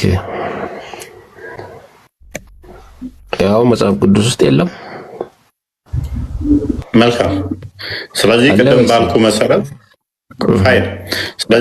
ስለዚህ ይሄንን መጽሐፍ ቅዱስ ውስጥ ያለውን ትተገብረዋለህ? ተገብረው እኮ በቁርአንም አለ እንደዚህ። ተገብረዋለህ? ተገብረው አይደለም ይተገበራል። አሁን ይሄ በቁርአንም በሌላ ቦታ ሱረቱን ነሳ ላይ አመድ አነነፍስ بالنفس والعين ማለት ይተገበራል አለ። የምትተገብረው ከሆነ የአሳዲን ተፍሲር አሳዲ የሚለውን አሁን አፕላይ ያደረክ ማለት ነው። ስለዚህ ታዲያ ሙሉን ያመጣው አሁን ለምሳሌ ቅድም ተባባልነው ማለት ነው።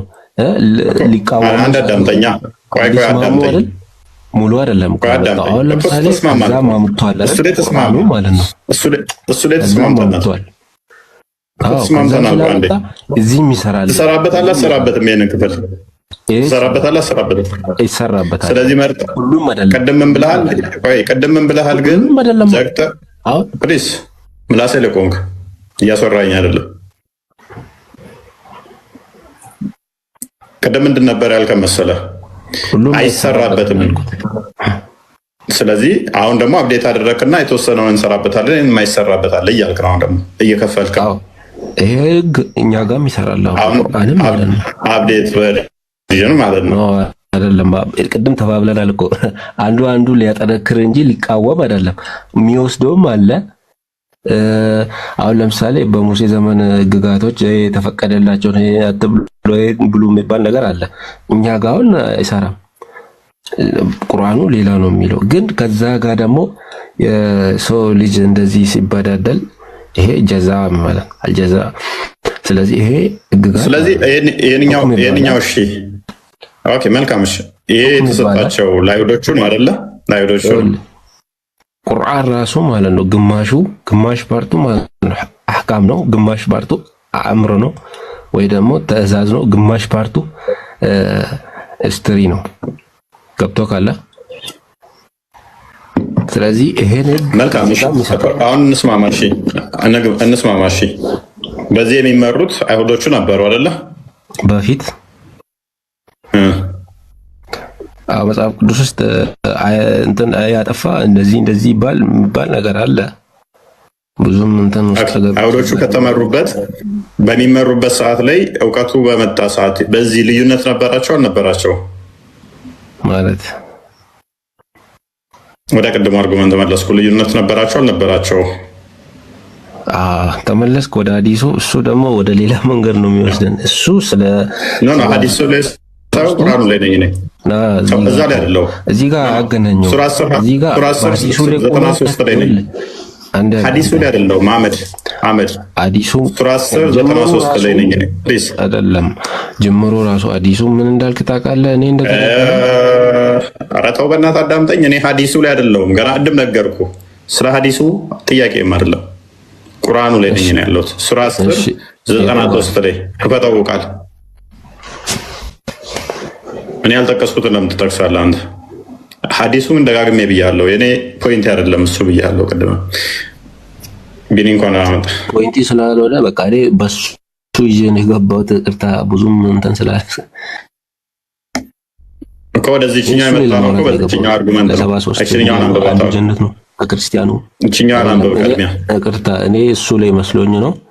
ሙስሊሞቹ ከ72ቱ አንዱ የጀነት ነው፣ ክርስቲያኖቹ ከ70 ምናምኑ አንዱ የጀነት ነው፣ ክርስቲያኖቹ ከምናምን አንዱ አህመድ ኧረ እኔ ደከመኝ በእናትህ።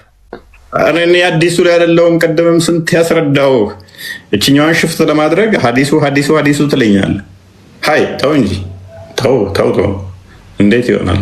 ካልተደማመጠ አዛ ገና ሌላ ሰው ይቀየር። በቃ አህመድ የሚታርጉ ይማር። የትኛዋን ቶፒክ መንካት አልፈለጋትም። ለዛ እኮ ነው ወጣ ራሱ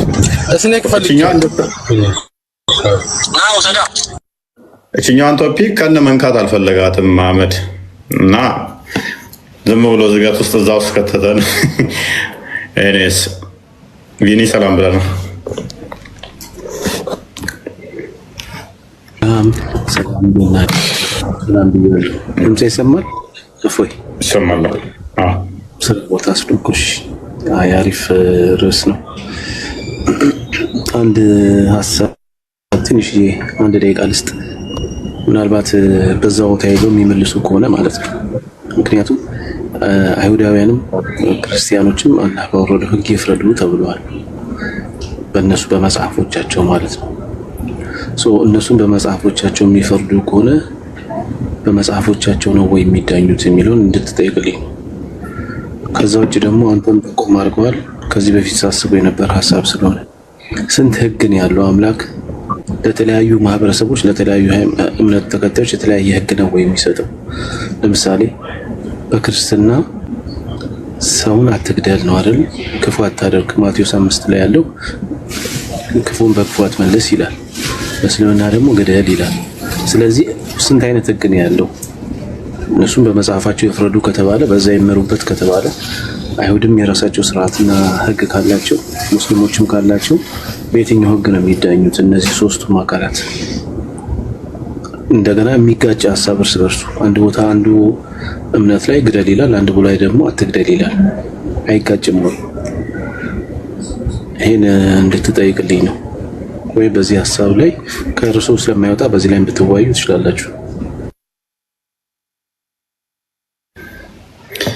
እሺ ስንጨርስ መጣህ እንጂ ጥሩ ነበር።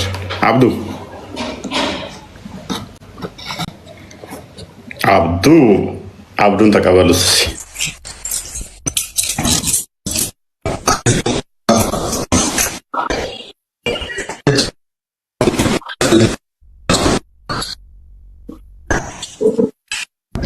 ይሰማል? ሄሎ እንዴት ነህ? እንኳን ደህና መጣህ። በስታት ነው የገባሁት። እንዴት እንደቀው አላውቅም። ይቅርታ በስታት ነው የገባሁት እያለ ነው።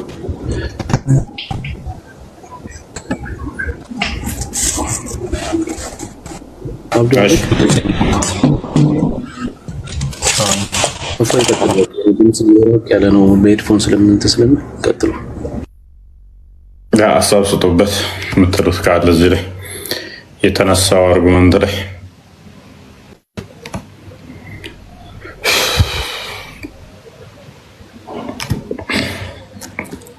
እኔ ምናልባት አሁን መጨረሻ ላይ ባነሳሁት ሀሳቡን የሰማሁት ብዙውን አልሰማሁትም፣ ግን ጥያቄ ምናልባት ሌላ ጊዜ ከገባህበት ልንጠይቀው የሚገባው ጥያቄ ነው ብዬ ስላሰብኩ ነው።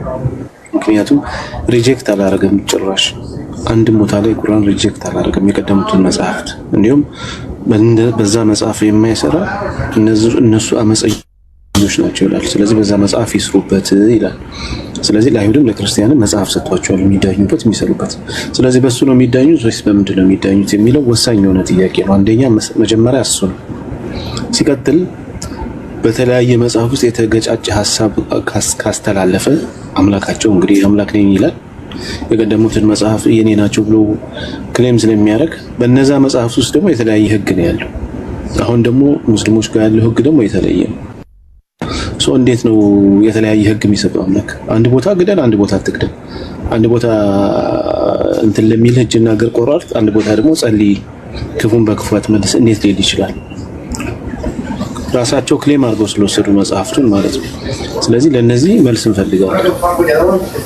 የሚዳኙትስ በየትኛው ነው? የሚፈረድባቸውስ በየትኛው? በመጨረሻው ጊዜ በመጽሐፋቸው ስለሆነ ማለት ነው ፍረዱ የተባሉት ተመሩበት የተባሉት።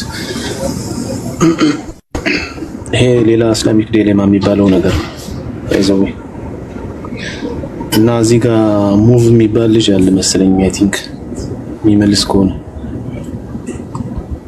ተኩሶ ጨርሷል እሱ። ያ እንግዲህ ኦቨርኦል ቶፒካችን ሜን ቶፒካችን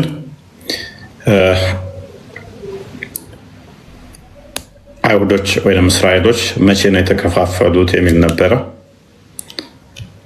መቼ ነው የተከፋፈሉት? ሱራ ዩኑስ ላይ መሰረት አድርገን እጅግ ብዙ ቦታ ላይ ቢኖርም የተነሳ ነው እዛ ሲሆን የእስራኤል ልጆች ምስጉን ስፍራን በእርግጥ አሰፈርናቸው፣ ከመልካም ሲሳዮችም ሰጠናቸው፣ እውቀትም ወይንም ቁርአን እስከመጣላቸው ድረስ አልተለያዩም ይላል። ቁርአን እስከመጣ ድረስ ካልተለያዩ አንድ ከነበሩ፣ ስለዚህ ቁርአን እስኪመጣ ድረስ የእስራኤል ልጆች ልዩነት የላቸውም ከተባለ ሁሉም በአንድ ድምፅ ኢየሱስ ተሰቅሏል ብለው ያምናሉ ማለት ነው።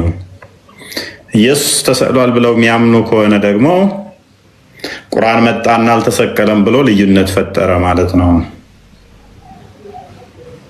እስራኤል ልጆች ሁሉም አንድ ናቸው ከተባለ በሌላም ሱረቱ በቀራ ላይ 213 ህዝቦች ሁሉ አንድ እንደነበሩ መጽሐፍ ከመጣ በኋላ እንደተለያዩ ስለሚናገር እምነታቸው አንድ ከሆነ ልዩነትም ከሌላቸው ከሙሐመድ በፊት አንድ እምነት ብቻ ነበር ወይ በእስራኤሎች ህዝቦች ላይ ያለው የሚል ነው።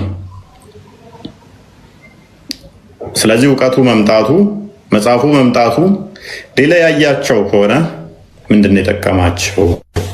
ትክክለኛ አማኝ ከነበሩ አንድም እምነት ከነበራቸው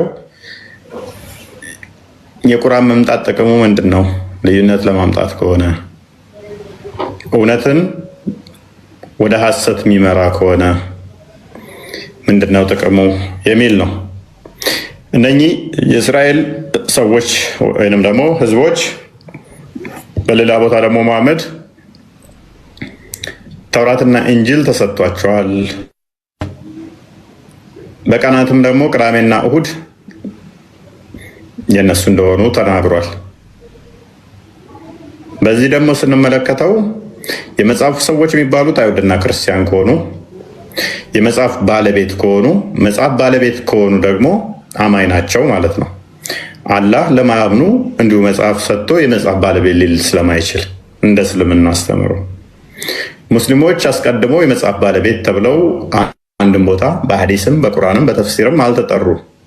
የተውራት የኢንጂል ዘቡር ባለቤት ተብለው የተጠሩት አይሁድና ክርስቲያን ናቸው። ባለቤት ንብረትነት የሚያሳይ ህጋዊ የሆነ የሱ የሆነን የሚጠቁም ነው። ስለዚህ ባለቤት ተሆኑ የመጽሐፍቶቹ ሙስሊሞች የመጽሐፍ ባለቤት እንዳለመሆናቸው ሱራ 6 157 ላይ አስቀድሞ ለክርስቲያኖችና ለአይሁዶች መጽሐፍ ተሰጠ በኋላ ለሙስሊሞች እንደተሰጠ ስለሚናገር በኋላ 63ኛው ላይ 163 ላይ ደግሞ ተቀባዩም የመጀመሪያ ሙስሊም እንደሆነ ስለሚናገር በያዙትም መጽሐፍ ስለሚፈርዱ ሙስሊሞች በኋላ የመጡ እንደሆኑ በሐዲስም ደግሞ እኛ በኋላ የመጣነን ከኛ በፊት አይሁዶችና ክርስቲያኖች አሉ ብሎ መሐመድ በመናገሩ ምክንያት በራሳቸው አስተምሮ እስልምና ከኋላ የመጣ መሆኑን ያሳየንበት ክፍል ነው ማለት ነው። እንዲሁም ቁርአን ከቂያማ ጊዜ ከመቃብር ሸፋ እንደሚሆናቸው አማላጅ እንደሚሆናቸው ገና ከመቃብር የሚጠራቸው እኔ አማላጃችሁ ነኝ፣ እኔ ባልደረባችሁ ነኝ፣ አታቁኝም ብሎ የሚያነጋግራቸው እኔ ጓደኛችሁ ስቀሩኝ የነበራችሁ ነው ብሎ ይላል ቁርአን።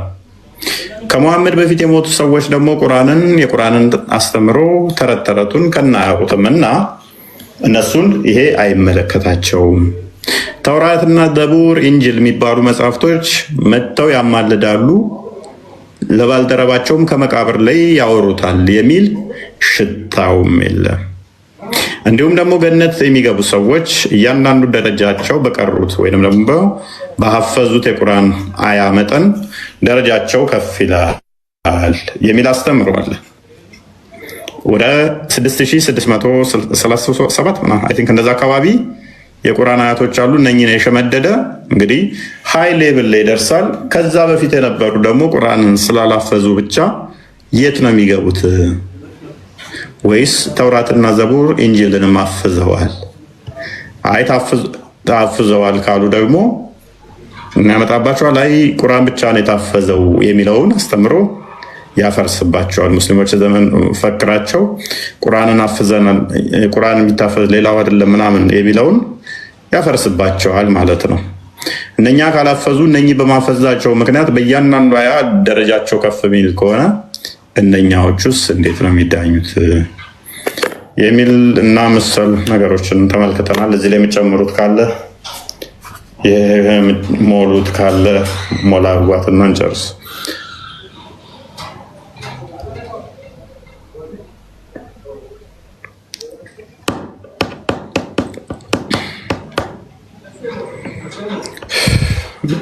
ማውራት የሚፈልግ የለም።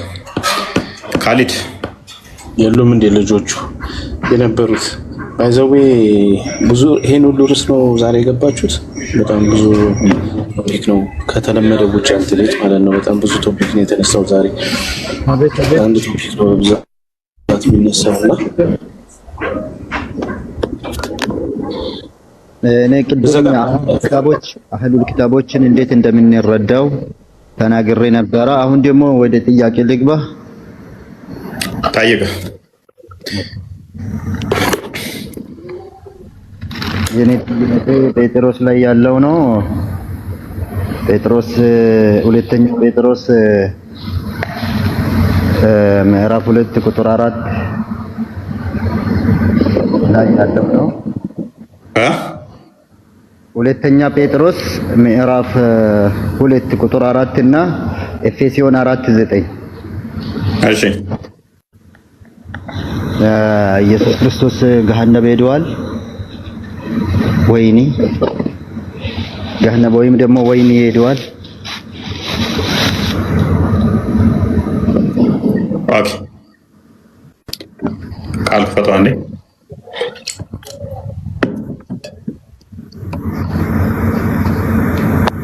ወይኔ ሄዷል። ምንድነው ጥያቄ? እሱ ላይ ሄዷል። እንዴት ነው የሄደው ነው የኔ ጥያቄ። ምን ማለት ነው ራሱ አልገባኝም።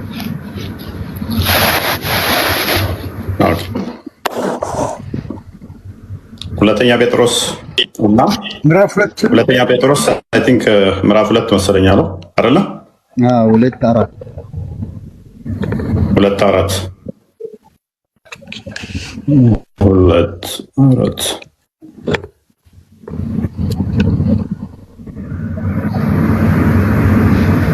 እሺ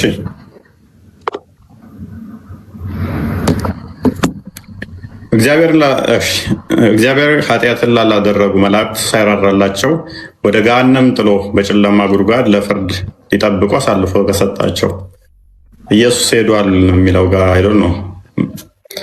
ይሄንን ከኤፌሶን 4:9 ጋር ነው ያገናኘው። ኦኬ የኛው ምንድነው? ይሄንን ኢየሱስ አድርጓል አይምን ይሄንን ምን ለማለት ነው? ኢየሱስ ወደ እንትን ያልከበት ይሄንን አሁን እነዚህ እንግዲህ እግዚአብሔር ኃጢአትን ላደረጉ መላእክት ሳይራራላቸው ወደ ገሃነም ጣለው የሚለው እንግዲህ እነዚህ ኢየሱስ ክርስቶስን የክዱ ናቸው ብዬ ነው የሚያስበው አይደል? እሺ እንደገና ደግሞ ወደ ኤፌሶን ስንመጣ ደግሞ ኢየሱስ ክርስቶስ ወደ ታችኛው ክፍል ደግሞ ወረደ የሚላል። ወደ ታችኛው ክፍል ደግሞ ወረደ ማለት ገሃነም ነው የሚሆነው። እሺ ስለዚህ ገሃነም ወረደ ማለታችን ነው ወይ? ኦኬ ገሃነም ወረደ ማለታችን ነው ወይ? ገሃነም ወረደ ስትል ከምን አንጻር ነው ጥያቄ? ገሃነም ወረደ አሁን ለምሳሌ ኢየሱስ ክርስቶስ በኃጢአት ምክንያት እንደሞተም ይታወቃል። እንግዲህ በኃጢአት ምክንያት የሚሞት ደግሞ ገሃነም ነው የሚገባው አይደል? ኦኬ አሁን እንደሱ ክርስቶስ ገሃነም ገባ ማለት ነው ወይስ ምንድነው? አብራራ። በኃጢአት ምክንያት ወደ ገሃነም ገባ ወይ ማለት ነው ወይ የሚል ነው ጥያቄ። ኦኬ በኃጢአት ሞት ምልክታ መጣደ እፎይ ወይ ቃል ከህይወት ተማር የሚባለው ልጅ በጣም ብልግና ስድብ እየተሳደበ ነው። የሚታርጉት ወይ ብሎክ አድርጉት። የሚዘገን ከህይወት ተማር የሚባል ልጅ ኦኬ እኔ ጋር አይታየኝም። ሞዴሬተሮች አሁን ሚዲያ ላይ ይመስለኛል። አይ ቲንክ አሁን እፎይ መልካም እሺ፣ ይህንኛው የሚናገረው ኃጢአትን ስላደረጉት በጨለማ ስለተወሰሩ ወይም ደግሞ ለተጣሉት መላእክቶችን የሚመለከት ነው። በፍርድ ስላሉት ስለተጣሉ መላእክቶች የሚናገር ነው። ኤፌሶን 4:9 ላይ ደግሞ አረገ ወደዛ የሚለውን አንስተ 4:9 አንዴ ክፈተው። ከዚህ ጋር ለምን ማገናኘት እንዳስፈለገ ብዙም እንትን አይልም። ኔስ ኢየሱስ ክርስቶስ በኃጢአት ምክንያት ሞተ የሚለውን እንደዛ ሚል እንደዛ ስላለ ብዬ ነው። ወደ ምድር ታችኛ ክፍል ደግሞ ወረደ ማለት ካልሆነ ይህ ወጣ ማለትስ ምን ማለት ነው? ይህ ወረደ ሁሉን ይሞላ ዘንድ ከሰማያት ሁሉ በላይ የወጣ ደግሞ ያው ነው። እንዳረገ እንደወረደም ታምናለህ ማለት ነው አይደለ? ወረደ ማለት ነው። እኔ አሁን ግራ የተጋባው ጴጥሮስ ላይ መላእክቶች እግዚአብሔር ወደ ገሃነም እንደሚጣላቸው ተናግሯል። ኢየሱስ ክርስቶስ ደግሞ ወደ ገሃነም እንደወረደ ይናገራል። ወደ ምድር እንደመጣና እንዳረገ ታምናለህ? ወደ ምድር እንደወረደና እንዳረገ ታምናለህ? ማመን ሳይሆን እናንተ እንዴት እንደምታምኑ አምናለሁ። የቅድሚያ ይህን ክፍል ስታመጣው ኢየሱስ ክርስቶስ መሰቀሉን መሰቀሉንም ወደ ምድር እንደመጣም ለምን አምናለሁ? እኔ ሙስሊም ነኝ እኮ ብሮ። ያመጣው ክፍል እኮ ነው ይላል። ክፍሉ ይላል። ስላመንኩ ነው እንደ የሚጠይቀው አንተ እኮ አንዳንዴ የምትጠይቀውን ክፍል እኮ አርጉመንቱን የሚረዳኛል ብለህ አይደለም የምታመጣው። ለምሳሌ ዮሐንስ ወንጌል ምዕራፍ 3 ላይ ቁጥር 13 ከሰማይ ከወረደ በቀር ወደ ሰማይ የወጣ የለም ይላል። መውረዱን ታምናለህ? ከሰማያዊ እሱ ከሰማይ የወረደ ሕያው እንጀራ እንደሆነም በዮሐንስ ወንጌል ምዕራፍ 6 ቁጥር 48 አካባቢ ጀምሮ ይናገራል። ወጣ ለማለትም መውረድ እንዳለበት ታምናለህ ወይ? ለምሳሌ ነው የጠየቁ። አንደኛ ከዛኛው ጋር ያገናኘው ጋር ብዙም አብሮ መሄድ ስላልሆነ ማለት ነው። ኦኬ፣ እንደ እስልምና ራሱ አምናለሁ። መወረዴ ማለት የምንረዳበት መንገድ የተለያየ ይሁን እንጂ ወረዴ ማለት እንደኛ ተወለደ ማለት ነው። አንድ ነብይ ተወለደ ማለት ነው እንደኛ። ማን ያለው አይደለም። በእስልምናም እንደወረደ ትክክል ነው፣ ይታመናል። ምክንያቱም ሱራ 4:71 ላይ ወደ ሜሬም የጣላት ቃሉና መንፈሱ ነው ስለሚል ከመጣሉ በፊት ከአላህ ጋር ነበር ያለ ቃል ወደ ታይ ተጥሏል ማለት ነው። ወደ ሜሬም እሱ ብቻ ነው ብለን ወርዷል ማለት ነው። አስቀድሞ ነበረ። አዎ ነበረ። እሱ ብቻ አይደለም አስቀድሞ የነበረው ሁላችንም ነበርንና፣ ነገር ግን እሱ ነበርክ አንተ? አዎ አስቀድመ ነበርክ? አዎ። በምን በነፍስ ነው። በነፍስ ማለት ኢሳ ግን በምንድን ነበረ? ምኑ ነው የተጣለው? ኢሳ የተጣለው ወደታች የመጣው የወረደው ምኑ ነበረ? ነፍሱ ነው አይደለም? የአላህ ቃል ነፍስ ነው እንዴ? ነፍሱ ነው። የአላህ ቃል አይደለም እኮ የተጣለው። የአላህ ቃል ነው ተጣለ ቢለው የአላህ ቃል ነው። ሱራ 4:71 የአላህ ቃል ይሁን ቃሉ ይላል ነው አይልም? ይሁን አይልም? ይሁን ነው። ቆይ ይሁን አይልም? አንድ ክፈተው።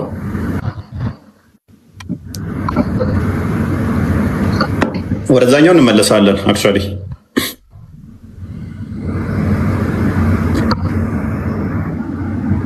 ኦኬ፣ እናንተ የመጽሐፉ ሰዎች ወይ ኦኬ፣ አንበበሩ ለኔ እንትን ይላል ተሰባበረው ከለው እናንተ የመጽሐፉ ሰዎች ወይ በሃይማኖታችሁ ወሰን አትለፉ፣ በአላህም ላይ እውነትን እንጂ አትናገሩ። የመርየም ልጅ አልመሲህ ኢሳ የአላህ መልእክተኛ ወደ መርየም የጣላት ቃሉም ከእርሱም የሆነ መንፈሱም ብቻ ነው። በአላህና በመልእክተኛው መኖ ማለት ሶስት ናቸው አትበሉ እያለ ይቀጥላል። ምንድነው የሚለው? ቃሉም እና መንፈሱም ብቻ ነው የሆነ መንፈሱ ብቻ ናቸው ይላል። እና ቃሉ ስንል ምን ማለት ተባለ? እንግዲህ እኮ እንትና ካሊድ የአላህ ቃል ከመጣሉ በፊት አላህ ዘንድ ነበረ፣ ከላይ ነበረ። ስለዚህ ወደ ታች ወደ ምድር መጥቷል ቃሉ። ክርስቶስ ሰማያዊ እንደነበረ ከሰማይ ወርጄ መጥቻለሁ እንዳለ ኤፌሶን 4:9 ላይ ስጋ መልበሱን፣ በስጋ መገለጡን፣ ወደ ምድር መምጣቱን፣ በመስቀል መሞቱን፣ በመቃብር ማደሩን እንዲሁም በነፍስ በወይን ላሉት ሄዶ መስበኩን ይናገራል። ያ ማለት ግን አንተ ሁለተኛ ጴጥሮስ ምዕራፍ 2 ላይ ጠቅሰህ እንዳልከው እንደው እግዚአብሔር ፈርዶ ወደዛ ተጨመራቸው ጋር የሚገናኝ ባይሆንም ከሰማይ የወረደ ያ ከሰማይ ወርዷል። ወዴት? ወደ ምድር። እኔ ከሰማይ የወረድኩ ያው እንጀራ ነኝ ብሏል ዮሐንስ ወንጌል ምዕራፍ 6 ላይ ከቁጥር 40 ጀምሮ። ከሰማይ ከወረደ በቀር ወደ ሰማይ የወጣ የለም፣ እርሱ በሰማይ የሚኖር የሰው ልጅ ነው ብሎ ተናግሯል። ከሰማይ የወረደ መሆኑን፣ ወደ ሰማይ የወጣ መሆኑን፣ በሰማይ የሚኖር መሆኑን ተናግሯል። ያ ከሰማይ የወረደው የማይታየው ማይዳሰሰው ማይነካው በስጋ ተገልጧል። በመስቀል ላይ ውሏል። በመስቀል ላይ ስለኛ በስጋ ሞቷል። በስጋ ሲሞት በከርሰ መቃብርም አድሯል ለ3 ቀንና ለ3 መዓልት መቃብርም ድል አድርጎ እስኪነሳ። ኦኬ ያ በሁሉ የሞላው በሁሉ ያለው በነፍስ ደግሞ በመንፈስ ሄዶ በወይን ላሉት ሰብኮላቸዋል ወንጌልን። ወደ ምድር ወረደ የተባለው እርሱ የባሪያውን ስጋ ምን ተዋህዶ ተገልጧል። ዝቅ ብሎ የኔና አንተን አረገ። ወደ ቀድሞ ወደ አባቱ ክብር ወደ አባቱ እቅፍ ተመለሰ ማለት ነው። ከመመለሱ በፊት የኔንና አንተን የባሪያውን መልክ ይዞ ግን ተገለጠ ለማለት ነው። ያላ ቃል ወረደ ወይንም ተጣለ። ወደማ ወደ መሬት አላይ ነው። ከአርሽ በላይ ብለህ ታምናለህ። ወደ ታይ ተጣለ ብለህ ታምናለህ።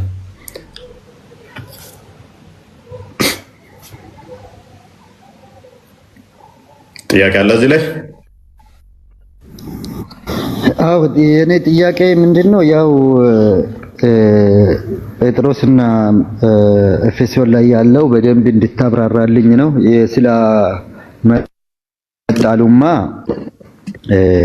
ስለመጣሉ በተመለከተ የምንረዳው እና ቁርአኑም የሚነግረን ኢሳ አለይሂ ሰላም በፊት የነበረ ነው፣ አላህ ዘንድ የነበረ ነው ሳይሆን ልክ እንደኛ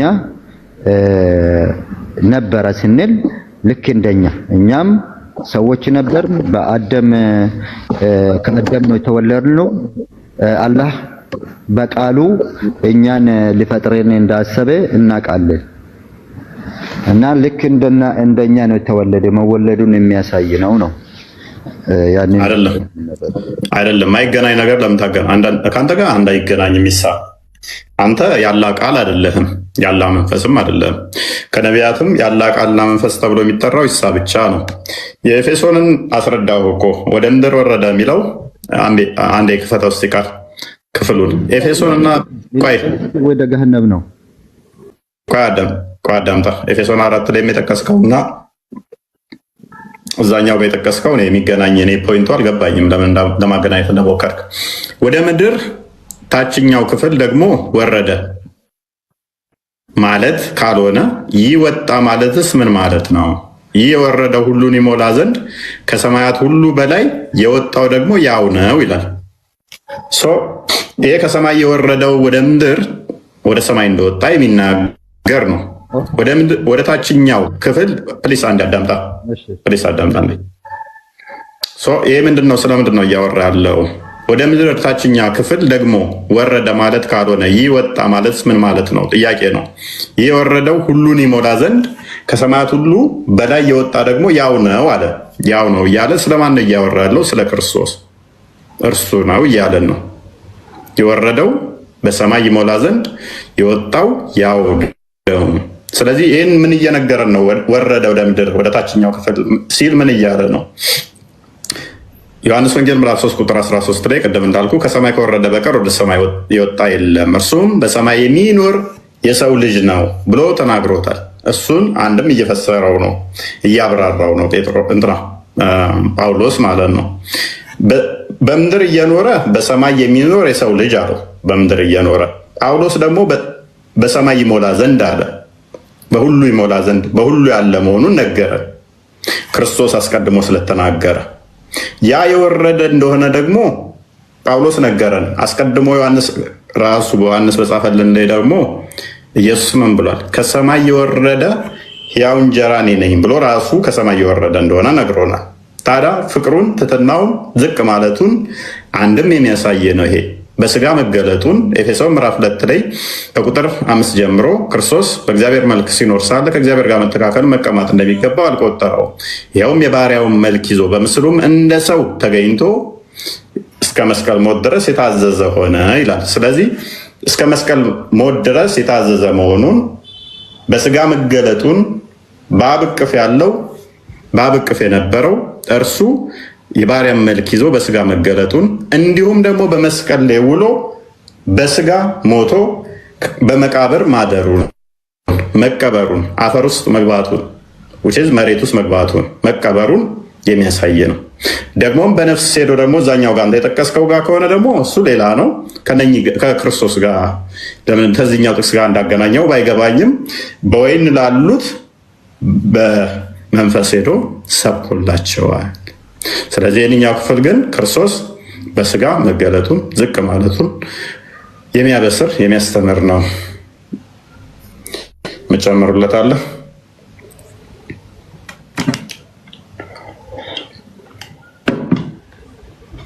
አይ ቲንክ ግልጽ ነው ብዬ አስባለሁ። ፎይ በጣም ግልጽ ስለሆነ ጥያቄውም ግልጽ አይደለም። በእርግጥ ምን ለማገናኘት እንዳሰበ ግልጽ ቢያደርገው አሪፍ ነበር። ግን ክርስቶስ አንደኛ ጴጥሮስ 3:18 ላይ ያለውን ሐሳብ ከዚህ ጋር ለማገናኘት ከሆነ ከዚህ ጋር የሚገናኝ ሐሳብ የለው። ቢኒ ግልጽ ላይ አይደል? አንደኛ ጴጥሮስ ምዕራፍ 3 ቁጥር 19 ላይም ስለዚህ ጉዳይ ስለምናገር አንደኛ ጴጥሮስ ምዕራፍ 3 ቁጥር 19 እስከ 2 ድረስ ማለት ነው ሰበከላቸው የሚለው የት ሆኖ ነው የሰበከላቸው? እኔ ጥያቄ አጭርም ቀላል ነው። የት ሆኖ ነው? የት ነው? ይሄ ቦታ ነው ያጭሩ።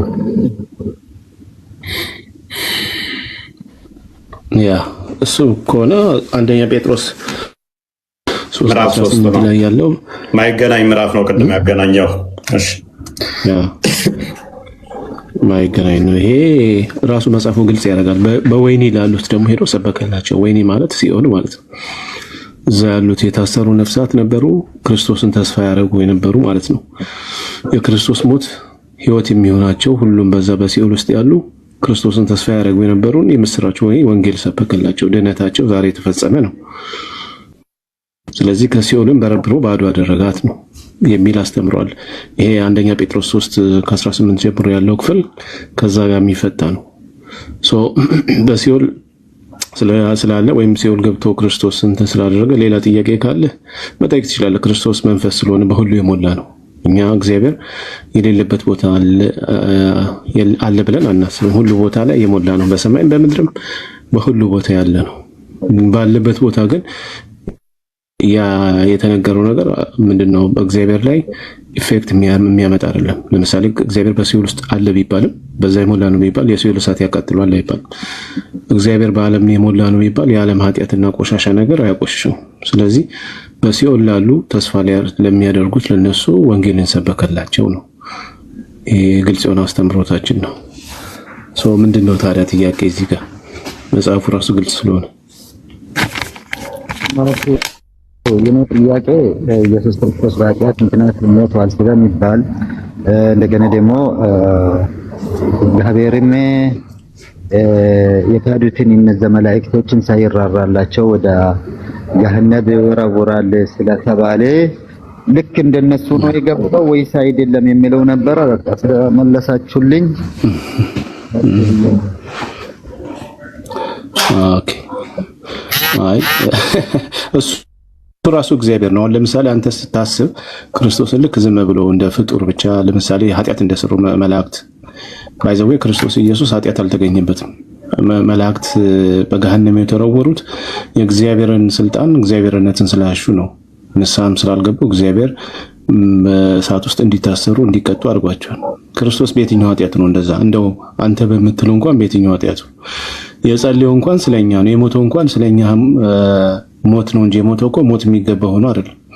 ስለዚህ ክርስቶስ በሞቱ ሞት እንድል አደረገ ብለን ነው በሲኦል ውስጥ ላሉት ለኃጢአተኞችም ተስፋ ለሚያደርጉት ደግሞ ተስፋቸው ስለነበረ በሱ ሞት በሱ ቤዛነት እነሱ ስለተፈቱ ምስራች ወይ ወንጌል ሰበከላቸው ተብሎ ተነገረና የሚገናኝ አይደለም። በእርግጥ ክርስቶስ ራሱ አምላክ ስለሆነ በዘበዘ ሲኦል ውስጥ ያሉትን በሰይጣን ታስረው የነበሩትን በሰይጣን ቁራኝነት ታስረው የነበሩትን ከአዳም ጀምሮ ክርስቶስ እስከሚመጣበት ሰዓት ድረስ ገነት ተዘግታ ነበረ። በዝብዞ ወደ ገነት አፈለሳቸው ብለን ነው የምናምነውና ያገናኘህበት መንገድ ትክክልም አይደለም። ክርስቶስም ደግሞ ያሰብከው መንገድ ክርስቶስን የሚያሰብክበት እሳቤ ትክክል አይደለም። እሱ አምላክ ነው፣ እግዚአብሔር ነው።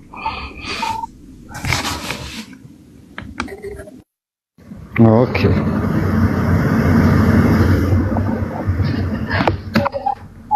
እናንተ እንደዛ ነው የምታምነው፣ እኛ ግን ነብይ ነው ብለን ነው የምናምነው።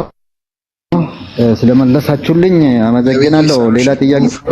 ነብዩ ኢሳ ነው እንጂ ነብይ ብለን የምታምነው ኢሳ ነው እንጂ ኢየሱስን አይደለም። እሱ ልክ ነህ። ነብይ የተባለው ኢሳ ነው። ኢየሱስ ክርስቶስ ግን አምላክ ነው። መሐመድን የፈጠረው ለምሳሌ ኢየሱስ ነው።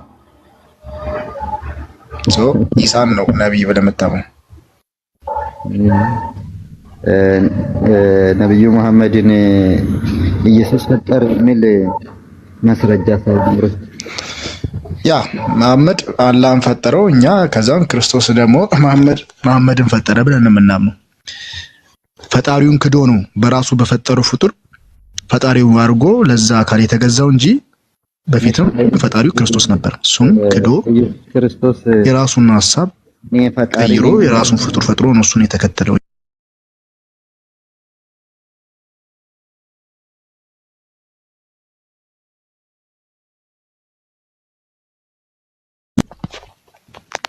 ገብቶሃል? መፍቱ ነው። ምን አገባርኛ? ክርስቶስ ግን አምላክ ነው።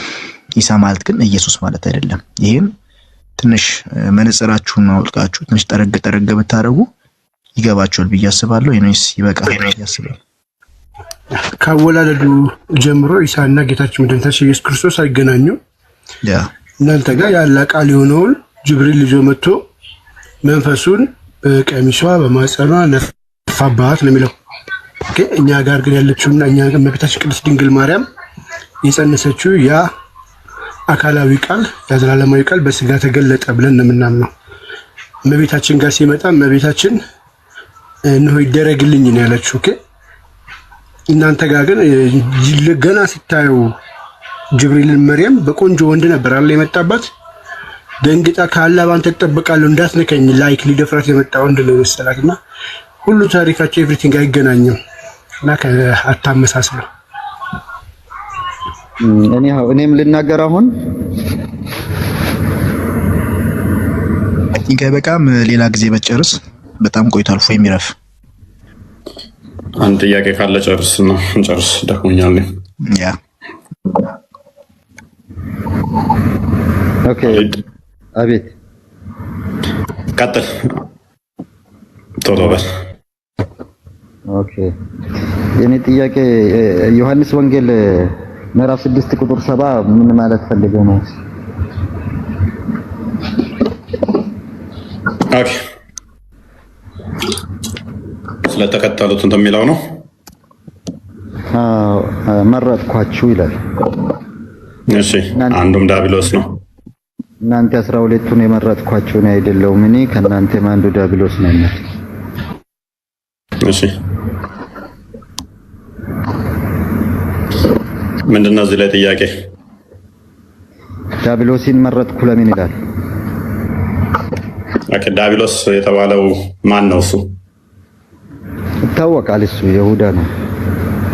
ለምንድን ነው ይሁዳ ነው ያልከው? እንዴት ነው የሚታወቀው? የሚታወቀው ያው ይሁዳ አሳልፎ ሰጠ ተብሎ በብዙ ቦታ ላይ ባይብል ውስጥ ስለተጠቀሰ እና ይሁዳ አሳልፎ ሰጠ ብቻውን አይደለም፣ በውስጡ ዲያብሎስ እንዳለ ይነገራል።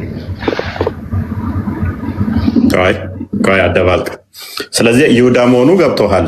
ስለዚህ ለምሳሌ ኢየሱስ እናንተን 12ታችሁን የመረጥኳችሁ አይደለምን ብሎ 12ቱም ተመሳሳይ ሰው እንደሆኑ ተናገረ። ቀጥሎ ግን ከእናንተ አንዱ ግን ምን አለ? ዲያብሎስ ነው ብሎ መለሰላቸዋል። ራይት አዎ አንተ ራስህ ይሁዳ ነው በማለት ስለዚህ ዲያብሎስ የተባለው በባህሪ ዲያብሎስ ሆኖ ሳይሆን በግብሩ የተጠራ መሆኑ ገብቶሃል ማለት ነው። ግብሩ የዲያብሎስ ስራ እንደሆነ በእርግጥ ከስር ይፈተዋል። ቁጥር 71 ላይ ይፈተዋል። ኤኒዌይስ ግን ይሁዳ ዲያብሎስ መሆኑ ዲያብሎስ መባሉ ምኑ ነው ያስከፋ? ኦኬ ሌላ ክፍል ላይም በይሁዳ ልብ ገባ። ቆይ እዚህን ጨርስ። ዲያብሎስ መባሉ ምንድነው የከፋ የቆረቆረ? መረጥኩት ይላል እኮ። ዲያብሎስን ለምን መረጠ ነው? እኔ ዲያብሎስ ማለት ምን ማለት ነው? ሰይጣን ማለት ነው። ሰይጣን ማለት ምን ማለት ነው? ሰይጣን ማለት አጥማሚ ሰዎች ፈጣሪን እንዳይገዙ የሚያደርግ ካዲ ጠማማ ማለት ነው። ሰው ሰይጣን ሊባል ይችላል? ሰው ሲጣመማው ፋይል። ስለዚህ ይሁዳ በመጣመሙ ምክንያት ሰይጣን ተብሏል ማለት ነው። በልቡ ገባ ይላል ሰይጣን። እሱ ሌላ ጉዳይ ነው እኮ። የሚጣመመው በልቡ ሰይጣን ሲገባ አይደል እንዴ? አላህ ገብቶ ነው እንዴ በልቡ ውስጥ የሚጣመመው? ስለዚህ አሁን ኢየሱስ ክርስቶስ ሰይጣንን መረጠ ነው የምንለው? አልመረጠም ነው የምንለው? ምን አገናኘው? ይሁዳ መረጠው። ይሁዳ ግን በልቡ ክፋት ነበር ማለት ነው። ሰይጣንን አስገባ ማለት ነው። ያ ማለት የተመረጠው ግን ሰው ነው። ያ ሰው ግን ለሰይጣን ክፍት መሆን ይችላል። ሰይጣንም ማስገባት ይችላል። ለምንድን ነው እሱ ይሄን ያለው? ስለ ስምዖን ልጅ ስለ አስቆሮቱ ይሁዳ ተናገረ። ከ12ቱ አንዱ የሆነ እርሱ አሳልፎ ከፈርገው አሳልፎ ይሰጠው ዘንድ አለውና። ምክንያቱም ይሁዳ የዲያብሎስን ስራ ስለሚያደርግ ስለዚህ ተነገረበት ይሄ ትንቢት። ዮሐንስ ወንጌል ምዕራፍ 8ን አንዴ ክፈተው። ሐሳቡ የማን ስለሆነ የዲያብሎስ ልጅን የዲያብሎስን ተግባር ስለሚተገብር በዲያብሎስ ተጠራ። አባቱ ማን ስለሆነ? ዲያብሎስ ስለሆነ። ይሁዳም ክርስቶስን አሳልፎ የሚሰጥ ጤናማ መንፈስ የሌለው ስለሆነ ቁጥር 44 ላይ ስለዚህ አንዱ ዲያብሎስ ነው ተብሎ ተጠራ ማለት ነው። በምን? ግብሩ የምን? የዲያብሎስን ስራ ስለሚሰራ። ቁጥር 44 ላይ እናንተ ከአባታችሁ ከዲያብሎስ ናችሁ አለ። የዲያብሎስ ልጅ ዲያብሎስ ነው አይደል? እናንተ ከአባታችሁ ከዲያብሎስ ናችሁ። ለምንድን ነው የዲያብሎስ ልጆች የተባሉት? የአባታችሁ ምኞት ልታደርጉ ትወዳላችሁ። እርሱ ከመጀመሪያ ነፍሰ ገዳይ ነበር፣ እውነት በእርሱ ስለሌለ በእውነት አልቆመም። ሐሰትን ሲናገር ከራሱ ይናገራል፣ ሐሰተኛ የሐሰት አባት ነውና። ስለዚህ እነኚህ ሰዎች አባታችሁ ዲያብሎስ ነው ተብለዋል። አባታችሁ ዲያብሎስ ነው ሲባሉ በግብር ወልዷቸው ይሄ የባህሪ አባታቸው ዲያብሎስ ሆኖ አይደለም። እንደ እስልምናው ከባልየው ጋር ብልቱ ላይ ተጠምጥሞ እናትየዋን ወሲባቱ እንደዛ እንደሚባለው አይደለም። የአባታችሁን ምኞት ታደርጋላችሁ። የአባታቸውን ምኞት ስለሚያደርጉ ዲያብሎስ ልጆች ተባሉ፣ በዲያብሎስ ተጠሩ። ምንድነው አባታቸው የሚያደርገው? ሐሰተኛ ነው፣ ነፍሰ ገዳይ ነው። ይሁዳም የማንን ተግባር ነው ያደረገው? የዲያብሎስን። ምን ማድረግ? ለገንዘብ ሲል ክርስቶስን አሳልፎ ስሞ መስጠት፣ ለማስገደል ማለት ነው። በዮሐንስ ወንጌል ምዕራፍ 18 ላይ ከቁጥር 3 አካባቢ ጀምሮ ይሁዳ ጭፍሮቹን ሮማውያንን እየመራ መጣ ማለት ነው። ገንዘብ ተመቻችቶ ተደራድሮ እዛ። ስለዚህ ነፍሰ ገዳይ ሐሰተኛ እርሱ የዲያብሎስ ልጅ ነው። በግብር ስሙ ዲያብሎስ ተብሎ ይጠራል ማለት ነው። አንተም ሐሰተኛ ከሆንክ ዲያብሎስ ተብለህ ልትጠራ ትችላለህ። ውሸታም ግብርህ ተፈጣሪ ፍቃድና እቅድ ውጭ የሆነ የሰይጣንን ወይንም ደግሞ ከእግዚአብሔር ተቃራኒ ድርጊት የምታደርግ ማለትም ሰይጣንና ሀሳብ ለገንዘብ ብለህ ገንዘብ ለማግኘት ብለህ የምትዋሽ እንዲህ የምታደርግ ከሆነ የዲያብሎስ ልጅ ተብለህ ልትጠራ ትችላለህ። ዲያብሎስ ሰይጣን በእስልምናውም ትባላለህ አለ። አሁን አሁን ኢየሱስ ክርስቶስ የመረጠው ዲያብሎስ ነው ወይስ አይደለም ነው እኔ ጥያቄ። እንግዲህ አንተ በግብር ይሁዳ ሰይጣን የመረጠው ማን ነው? የመረጠው ማቴዎስ ወንጌል ምዕራፍ 10 እንክፈተው። ኢየሱስ ማንን ነው የመረጠው?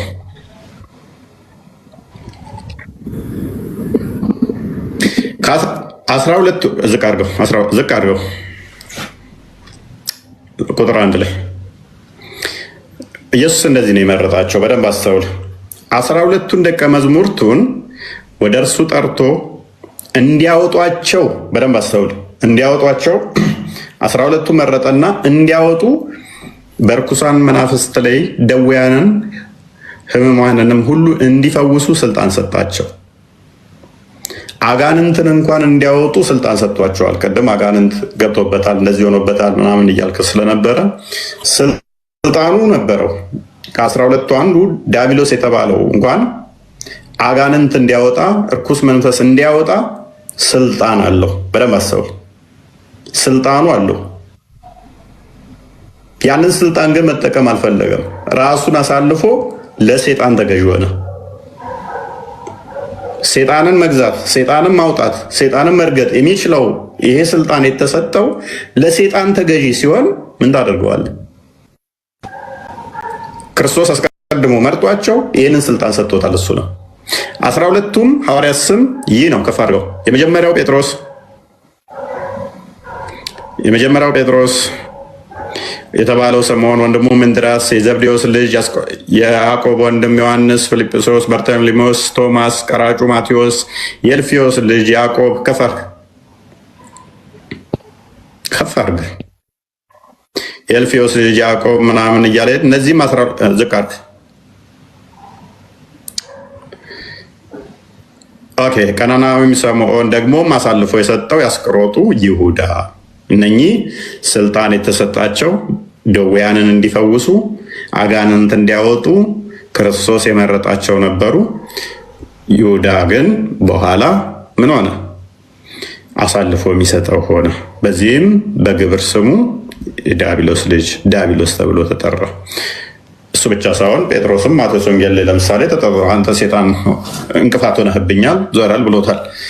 እንቅፋት መሆን በራሱ ሴጣን ተብሎ ሊያስጠራህ ይችላል። ያ ማለት ግን ነህ ማለት አይደለም። በባህሪ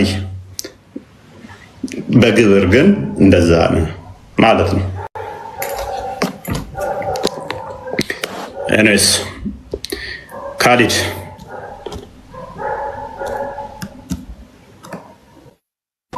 አቤት ግልጽ ነው። ነገር ግን አሁን ምንድነው በእኛም አንግል ስትናገሩ እንደዚህ ብትረዱ፣ እኔ አሁን አልረዳም ብል ልክ ለአንተ መልስ ሲሰጥ አሁን ቅድም የተናገርካት አንድ ነገር አለ በብልቱ ላይ ተጠምጥሞ ምናምን የተባለውን ነገር እሱ እናንተ ታምናላችሁ። ካሊድ ልዩነቱ እሱ እናንተ ጋር ምን አለ መሰለህ፣ በጋዊ ስለሚል እኮ ነው። ተፍሲር በጋዊ ላይ ምንድነው እሱ ወሲብ ስታደርጉ መጀመሪያ የምትሉት እሱን ካላላችሁ ብልቱ ላይ ጠመጠምና ሴጣን አብሮ ወሲብ ያደርጋል። ከዛም የዘር ፈሳሹን ይረጫል። የሚወለደው ልጅ ግማሽ ሴጣን ግማሹ ሰው ይሆናል ብሎ ይሄ ሊትራሊ በሐቂቃው ይታመናል እናንተ ጋር ያ ማለት ይኸውልህ ምን ማለት ነው ብለን አሁን አንተ አሁን ለምሳሌ እንዳስረዳኝ አሁን ለምሳሌ እኔ ይሁዳ ማለት ሰው ዘር አይደለም ሰይጣን ነው ብለዋል። አዎ ኢየሱስ ክርስቶስ ሰይጣን መርጫለሁ ብለዋል ብዬ ግግም ካልኩ እንግዲህ ምንም እንትን ለውጥ ሊያመጣ አልችልም ማለት ነው። እናንተ ግዴታ በሙስሊም ውስጥ ሰይጣን የሚባል ስም ስለተጠቀሰ ሊትራሊ ሰይጣን መሆን አለበት ብላችሁ እንትን የምትሉት ነገር ጴጥሮስ አሁን በኢየሱስ ክርስቶስ አንደበት ሰይጣን ተብለዋል። አዎ ታዲያ ኢየሱስ ክርስቶስ ሰይጣንና ሌላውን ለይቶ አያውቅምና ነው እንደ ይሁዳን ሰይጣን ብሎ የጠራው ብዬ ግግም ካልኩ ምንድነው እንትኑ ጥቅሙ? አንተ አሁን አብራራ። ኦኬ አንተ ባብራራው መንገድ ተቀብያለሁ። እናንተም የእናንተ ጊዜ ሰው ሲያብራራ ብትቀበሉ ነው።